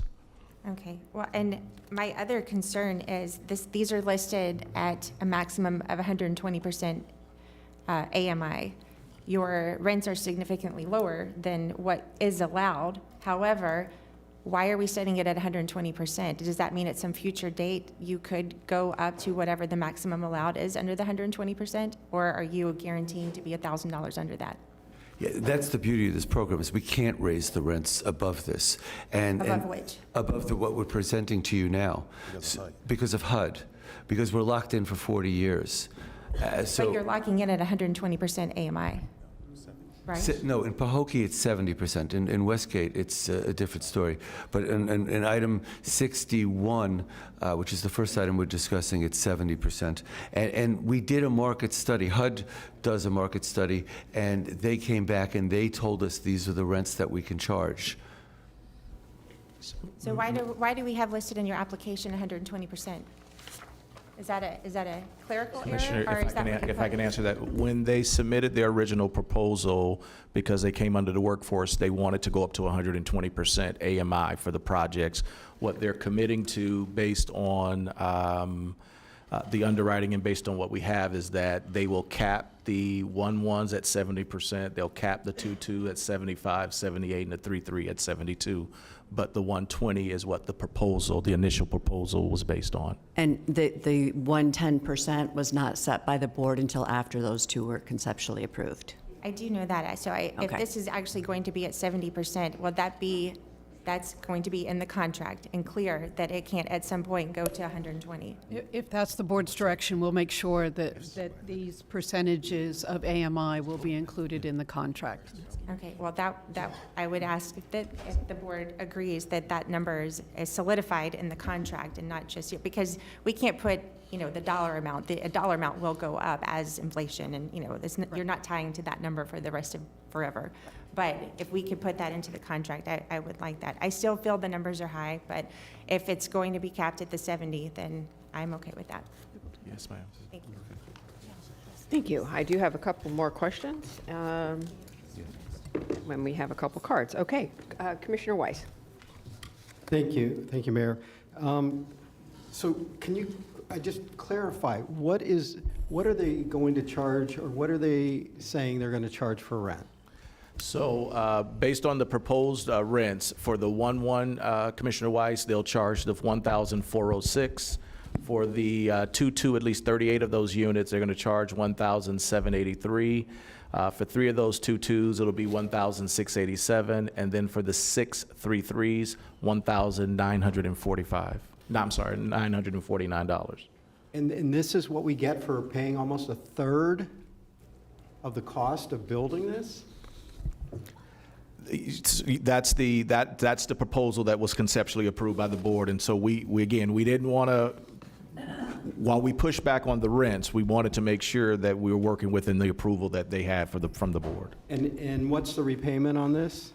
The repayment would be 1% over a 40-year period. A 40-year period with an affordability period of 50 years. So a 40. Does the payment start at day one, or is there a? We haven't finalized the contract, but typically you'll be looking at the payment starting after stabilization. After the project is stabilized, then we'll have something where the principal payments begin. I'm looking at the team over there, but we'll finalize the agreement. But typically you're talking about after stabilization. Now, I know with the bond program, which mirrors this, there are some allowances if the board wants to provide allowances to where they don't have to start repaying principal right away. But again, that'll have to come back, and we'll have to make sure the board is clear on that agreement. This just seems like it's really expensive for the amount of money that's being invested in it. Understood, Commissioner, and that's why, again, we shared with the developer the concerns that the board has been expressing and sharing with regards to rents. And we wanted to give them an opportunity today to, be here to address those questions, because it's their proposal and it was what was conceptually approved by the board. I understand that, but when we conceptually approve something, that's just to keep it going, to allow it so we didn't just kill it. So it can go to underwriting, yes, sir. Yes, sir. And to find out whether it was viable. I'm looking at you guys, but I don't think this is a very good deal for the people. It's not a great deal for us. We're getting about a 4% rate of return. But Don, you can speak to the cost of building in the Glades, because she's been trying to do it for 20 years. I mean, it's saying that the cost is about $320,000 a unit. That's the cost. So, if I may, Donya Roberts, good afternoon, everyone. I have been working Can you talk closer to the mic, please? Yes. I was raised in Pahokee and have worked my entire career in Palm Beach County working on trying to help redevelop the downtown and revitalize and rejuvenate the downtown area of Pahokee. There are no other projects like this other than Okias. Have not had any building in Pahokee in over 60 years. It is more expensive to build there than anywhere else in the county because of the demucking and because of we've come back to the table on this for several times too, and there are changes in the supply chain. Labor is more expensive, and there are people who are looking for this type of housing, and there is no other housing, and there's nothing in the pipeline coming. So while these look high, there is, when you compare it to where people could live in West Palm Beach, there are firefighters and school teachers that are driving from Pahokee and to live in Royal Palm Beach and Wellington and paying for gas. These will be inexpensive housing for those type of people to be able to come into our community to get this project onto the tax base for the city of Pahokee. Every single one of their commissioners is in favor of this project. Their city manager, new city manager, is in favor of this project, and they are working with us with all of the new zoning requirements and things that we've had to go through out there to try to get to this point. So I'm hopeful that you all can consider that the comparison is, there are no comparables. There are no comparables, and I don't know how to say that any more plainly. But please. Hi, Aaron Taylor. I promise I'll be brief. I think a couple of things that no one's looking at. Economic obsolescence is real, and I think I mentioned that out before. So the construction costs are going to be the same, whether, actually it's a little higher in Pahokee because of what she said. But one of the requirements of the RFP, and any lender for that matter, is we have a debt service coverage requirement. Most lenders is like 1.2, 1.25. With the county, I think it was a little bit lower. With HUD, I think it was a little bit lower. At Pahokee, We have lowered the rents as low as they can be just for us to meet that minimum requirement. It has taken from the time they first got involved, I know, about 15 years to get to this point. The last time we were at the board before we were conceptually approved, when we first kind of brought this to you guys, we were already approved for a smaller amount of units. And conceptually, the board said, look, yes, we want to see something in Pahokee, but we want to see if you can get more units. We went back to the drawing board. The developer spent another $500,000 trying to get those units. We got through zoning. We got through everything that you guys asked us to do. We got through another round of RFP attempts. You guys were kind enough to move us into a different funding source. Staff has been working hard and killing themselves to try to fit us into a box that isn't really a perfect little box to fit in. I will say this, unless you live in an area, you don't really know what people can afford. It wasn't until I started going out there and talking to people that actually live there that do drive to Wellington or are considering moving out of Pahokee into Wellington because they can be closer to work. They're willing to pay Wellington rents just because Pahokee itself is economically depressed. Not everybody in Pahokee is economically depressed.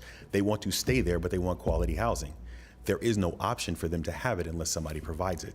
So in addition to the debt service coverage, which we cannot go below, we cannot. That would kick us out of the requirements of the RFP. It would also kick us out of the requirements for HUD. Where else can we move? The construction prices, we've bidded multiple times. We're at a point where we've attempted to even consider the material cost and we had the architect re-engineer it to see if there were alternative materials that we could use. We're at a loss. The only people that suffer if this project doesn't go forward are the city of Pahokee. Unfortunately, the city manager wanted to be here. Let's pray for his wife. She's in a health situation, but he did send me this letter just yesterday to say it in the record if I could. He said, as the city manager of the city of Pahokee, I, Michael E. Jackson, city manager, along with Mayor Babb and the entire city commission, have been in complete support of the 54-unit multifamily project known as One North Lake. The city has been waiting for a project such as this to help revitalize the downtown core district, as we believe it will serve as a catalyst for other investors to recognize Pahokee as part of the county, ultimately triggering overall future economic development within the city of Pahokee. The size and scope of this project will bring such needed economic development growth, not just in the quality of housing provided in our city, but also providing an influx of direct and indirect spending in our local economy, such as the marina and campground, other local restaurants, gas stations, shops, and for an estimated period of about 18 months from the commencement of construction of the projects to the project's completion. Although the estimated rents are higher than what is typically found in Pahokee, elected officials and members of the public were made known of what to expect on the project to receive the project receive unanimous support. A great mix of all level housing is what is needed to assist our collective goals to increase the city's tax base. We look forward to your support for final approval of funding allocation needed to make this long-awaited vision a reality for our city. My question is to the commission, although the rents are concerned, if the city, and when I gave the presentation to the city commission and to their board, I put the rents in there because they're the ones that have to bear the burden of. Yeah, but we're the ones giving the subsidy. I understand. They're the ones collecting the taxes, we're the ones giving the subsidy, and I just want to make sure that what we're doing is going to benefit the people, because this money could be put into another project that would potentially have lower rents. And so I would look to staff. So I just want to make sure I'm reading your chart correctly. So at a 70% AMI, the rent would be $1,406? Yes, sir. And at 75% AMI, the next one would be $1,928. And so these are all going to be under 80% AMI. For the Florida housing, yes, sir, 1928. But what they're looking at charging would be the 1783 and then the 1687 for the two different. So the 78 becomes the 1687. Is that? The 78 is 1687. That's what they're proposing to charge. If we were to use Florida housing rental chart said they can charge up to 1928. Okay, so the FHFC that's not on here. That's not nobody's proposing that. Okay, all right. And then that's part of the difference here too. Again, we don't question the project, and we've talked about this before. I think we've talked about the value economically to the downtown of Pahokee. I think we all understand that. It's just seeing these rental costs, and with a third of it being, at very low-cost money, you know. All right. One of the comments, Commissioner, we talked about before projects that are able to receive tax credits or sale, and those are low-cost funds that will help to lower the cost of projects. But we talked about there being a limited source of tax credits and sales at the state level. So again, the developer was aware, we talked to him about that, but if one or two projects are selected a year, then it's going to be a little challenging for all of the projects to receive tax credits or sale other low-cost monies that could lower the cost of rent. Right. And just to be clear, so these rents will never go above those AMI numbers, is that correct? Based on your decision today, yes, sir. It's based on a percentage. We need to address the fact that the AMI numbers change. I don't want to leave the board with the impression that these numbers are not going to change and they will remain the same. You're correct, ma'am. The rents will change, but if we cap it at 70%, then we'll always look at the 70% rate, which would change, but it would be 70% AMI, 75%, yes. Thank you. Thank you. Vice Mayor Baxter. Thank you, Mayor. A few questions. How many projects have come before us for any sort of workforce, affordable housing in the Pahokee area? In the city of Pahokee, I think this is the first one in a while. We've had conversations with the city, but this is the first one. When you say a while, what's a while? I've been here 7 years, and I want to say this is probably the third project that I've had a conversation about. Similar to Belglade and South Bay? Belglade, more projects coming through. South Bay would be similar. And this pot of dollars that we're using, we established, I believe it was roughly 5 million, and then I think it rolled over and we approved 10 million. Yes, ma'am, in the Housing Initiative Partnership. Yes, And how ma'am. many projects have used those dollars? I believe this would be the third Got 3 projects that are lined up on the HIP money. This one, the Westgate project, and then the Waterview that we approved previously came in on the HIP money. And isn't this exactly the type of project that doesn't fit into that square we were talking about, or that perfect box that these dollars were allocated for? Yes, because they are getting FHA funds that have a 40-year term. And that would not fit within the bond terms. Absolutely. And when we were talking about comparables, and I'm trying to be quick, guys, because I think we're hungry up here and we have to be back by 2 for matters by the public.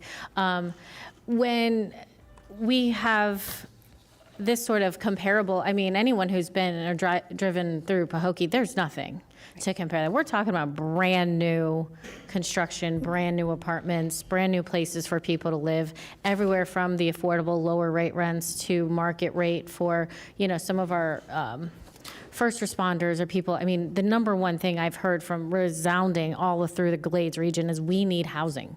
We need housing, we need a place for people to live. So I want to especially thank you guys for hanging in there for the long haul and the long journey this has taken to get there. I mean, over a decade of work to try to just get some units in Pahokee. And I would really hate to see my board, you know, go against something. This, I mean, yes, this is my district, but it is also a very important project that has been in the works for a very long time. And I would hate to see us try to hinder that here today. So thank you, and thank you, staff, for working with them to get this to where it is. I can't thank you enough. Thank you, Vice Mayor. Commissioner Flores.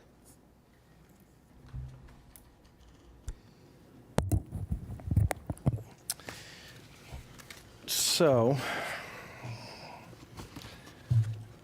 in line with Commissioner Woodward and Weiss, I'm struggling here, guys. These numbers for that community is astronomical. I come from a city standpoint, and I would love new construction in Pahokee. Absolutely would. But I'm struggling with what you guys are going to be charging for rent. And I'm wondering if there's any other way to lower these numbers. And you guys are the only ones that can answer that. And I don't want to put you on the spot today, but I'm struggling with the numbers. And then it's a 40-year, 1%. You guys are a for-profit. We're giving you $100,000 for a grant. This accounts for 27% of the total project value. So where I'm at right now, the only thing going for you is the comments that the vice mayor just made. But I'm struggling with this. And if you guys want more time to come back to us and sharpen the pencil, I would invite that, because right where I'm standing, I don't know if you're going to like my answer. Thank you. Commissioner Powell and then Commissioner Sachs. Thank you, Madam Mayor. Let me just make sure I'm on the right project here. Is this the One North Lake LLC? Yes, sir. And the chart that I see, the 2025 market rates show 890, 1060, 1380. What is that chart? Am I looking at the right chart? I'm looking at the one you put on the agenda item. So Commissioner, the chart that you're looking at was the one we put on the agenda item, and I apologize, it's a little misleading. What we were trying to convey is what the fair market, HUD fair market rent is, but the correct chart is in the backup documents, but it's this here in terms of the proposed developer rents. Okay. Thank you for that clarification. I've had one, I want to thank the development team for the opportunity to speak with me on yesterday. And my concern is not the cost of rents in this particular area. Of course, that is a part of the concern, but new construction is very expensive. And to have a developer coming in, one of the issues with the Glades area is the cost of demucking. As you all know, when we're looking at the construction of a road project in the Glades, the astronomical costs, and this is something that at the state level we've been dealing with for a very, very, very long time. As many of us has traveled through the Glades area, we've seen that they are in desperate need of housing. Desperate need of housing. There are some very dilapidated buildings that need to come down, not like today, like 10 years ago. Like, we've got work to do. And I believe that every step forward is a step we must take. We have to. And it's incumbent upon this board when we're talking about spending,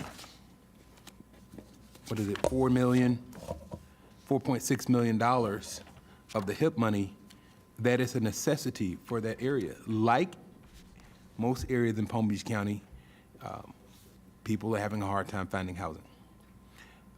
It's my belief that we have to move forward with this project. As staff has indicated, as the Vice Mayor has indicated, there are very few projects that come forward for the Glades area, whether it be Belle Glade, South Bay, or Pahokee. As the development team has pointed out, they have support letters from the city manager and the board. I believe this is a necessary step for us to move forward. Now, if I were to question anything, and you guys know, and lady, we spoke about this yesterday, we increased the term of the loan from 20 years to 40 years, and it is supposed to be a revolving loan.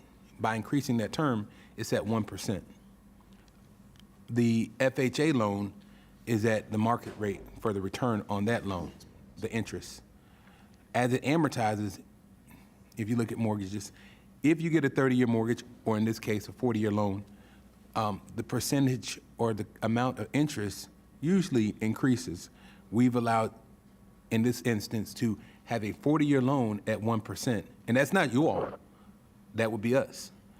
In the future, I think if other entities are going to capitalize on the length of the loan and increase, I think we should increase the percentage of that amount if, in terms of what we allow, and still make it affordable. And the caveat is, if you know how amortization works, right? If you pay it off quicker, you pay less interest. It's just that simple. You pay off your house in 10 years as opposed to 30, you don't really pay 8%. You pay much less. But that's something that we should look at. It's an incentive to get it done. I'm in support. I support this project, and I would love to move forward today. Thank you. Thank you. Commissioner Sachs. Thank you. I know we're all hungry, especially me, so I'll be quick. How much are we paying for this workforce housing? How much of this is county money? The HIP Housing Investment Partnership Funds is $4,650,000, and then the county has already made an 4 million. award So of we have 4 million $100,000. and change? Yes. 4 million and change. And how much is coming from HUD? The 9 million from the primary lender. Okay. And this is for workforce housing in an area where they can't afford it? The rents, is that what it comes down to? It's a workforce housing Project. Yes, ma'am. In a city that cannot afford, the folks there, for the reason that we have discussed here and by the district commissioner, really cannot afford the rent of this housing. I don't want to speak to that part, Commissioner, because I don't know. What I'm saying is it's a workforce housing knows? deal. The city and the industries out there would be a better indicator of the salaries. Before we put in $4 million or $9 million, should we not know if the people of that area can afford the rents of that workforce housing? Or could we not make some other arrangements for housing? These folks need housing. And I It think appears to me, from my fellow commissioners, that to build there is too high to, I mean, you can only build what you can build. And if it costs that much to build and the rents are that high, that may not be the appropriate building for that area. Have you looked into that? And Sure, of course, go right ahead. so the developer can probably speak to this, but for the FHA loan from HUD that we participated in and calls for over a year, they required a marketing study of the area. And the marketing study, did it show that the people of Pahokee can afford these rents? I'm asking staff, because this is our money. Yes, because they approved it. It's been Okay, so HUD the people of Pahokee can afford these rents? for Pahokee. Yes. For Pahokee, correct? Well, No, where it are we was, building? it was Pahokee. Okay, It these did- are in and- Pahokee. And part of the reason that took a length of time that it did is exactly as Vice Mayor Baxter stated, the comparables were difficult, but we have people out there that are in healthcare, in fire rescue, in our police departments, and even our fleet management stations are out there, and teachers. So the teachers and firefighters and other folks who live in Pahokee and can afford this rent. Yes, or they don't live in Pahokee and want to work where they live, want to live where they work. Okay, and that's why I'm troubled by it. Because I like to put our money into areas where the people can afford. If people are coming from other areas to live there because it's a cheaper rent, that doesn't work in Palm Beach County, right? And how much does it pay? How much are we, and I know y'all work very hard on this, and I appreciate and I know you are from Pahokee, and I appreciate what you're trying to do. But how much is it costing for each unit of this project? The total cost per unit is $319,815. All I got to say is that I am troubled by this. And then the county's contribution per unit is $86,111. Vice Mayor Baxter? We've heard multiple comments, and I guess ultimately the way we'll see where everyone stands is by voting on this and seeing if we can go to lunch or not. So I will make the motion to approve 61A, B, and C, adding in the language that it cannot exceed the 70% AMI. Just to clarify, would it be the 70, 75, 78, and 72 that's on the chart? Yes. Okay, Thank you. thank you. On the chart. And so that's my motion. And I have a second from Commissioner Powell. I did not weigh in, and I will be brief. Pahokee needs this. While I'm not happy with the numbers, while I'm not happy with the percentage that we have to contribute, it's a difficult place to build, so I will be in support. So we have a motion and a second. Do you have the maker of the motion and the second? Okay. Commissioner Woodward? Thank you. Could I also clarify, I know that we're adding the language about the mid-lease Yes, ma'am. changes, because, I mean, the numbers are changing next month, apparently. That And will we're, be part we're of it. certain, these are the numbers that have to be hit. Just, I'm struggling, I think a lot of us, we're struggling with this. We want to see a project built out there, but, you know, this is the taxpayers of the entire county that, you know, everyone pays into this system, and, you know, it is a struggle. Are we certain that there's no sharpening of the pencil here? We've asked the developer, and so they appear to have been certain that these are the rents they need in order to support the debt service coverage to repay their primary lender and the county. And the county's Did you want to? We- You all we had put 3 cards cards, in. but they were all, I think they're yours. Aaron Taylor, Chuck Lasade. That's me. We've Okay, spoken, yes. And Danya Roberts, that's the 3 of you. Okay. Okay, so we have a motion on the table and a second. All those in favor, say aye. Aye. All those opposed? See that the motion carries unanimously. Thank you, everyone. Sure. So I just want to be clear. The only reason I voted for this project is for the people of Pahokee. I didn't like the terms. I didn't like anything about it. So I'm telling staff right now, don't bring anything back like that, because from my standpoint, it's not going anywhere. So thank you. And I know we wanted to take on another, but I think we all need to go take a break for lunch. So we will come back at 2 o'clock with matters by the public, and then No after worries. Yeah, we're fine. after matters by the public, we will continue. Thank you. Thank you. Thank you very Thank you. much. Yes, me too. They couldn't do the same one this year. They're going to have questions. And if this was at West Circle, you know,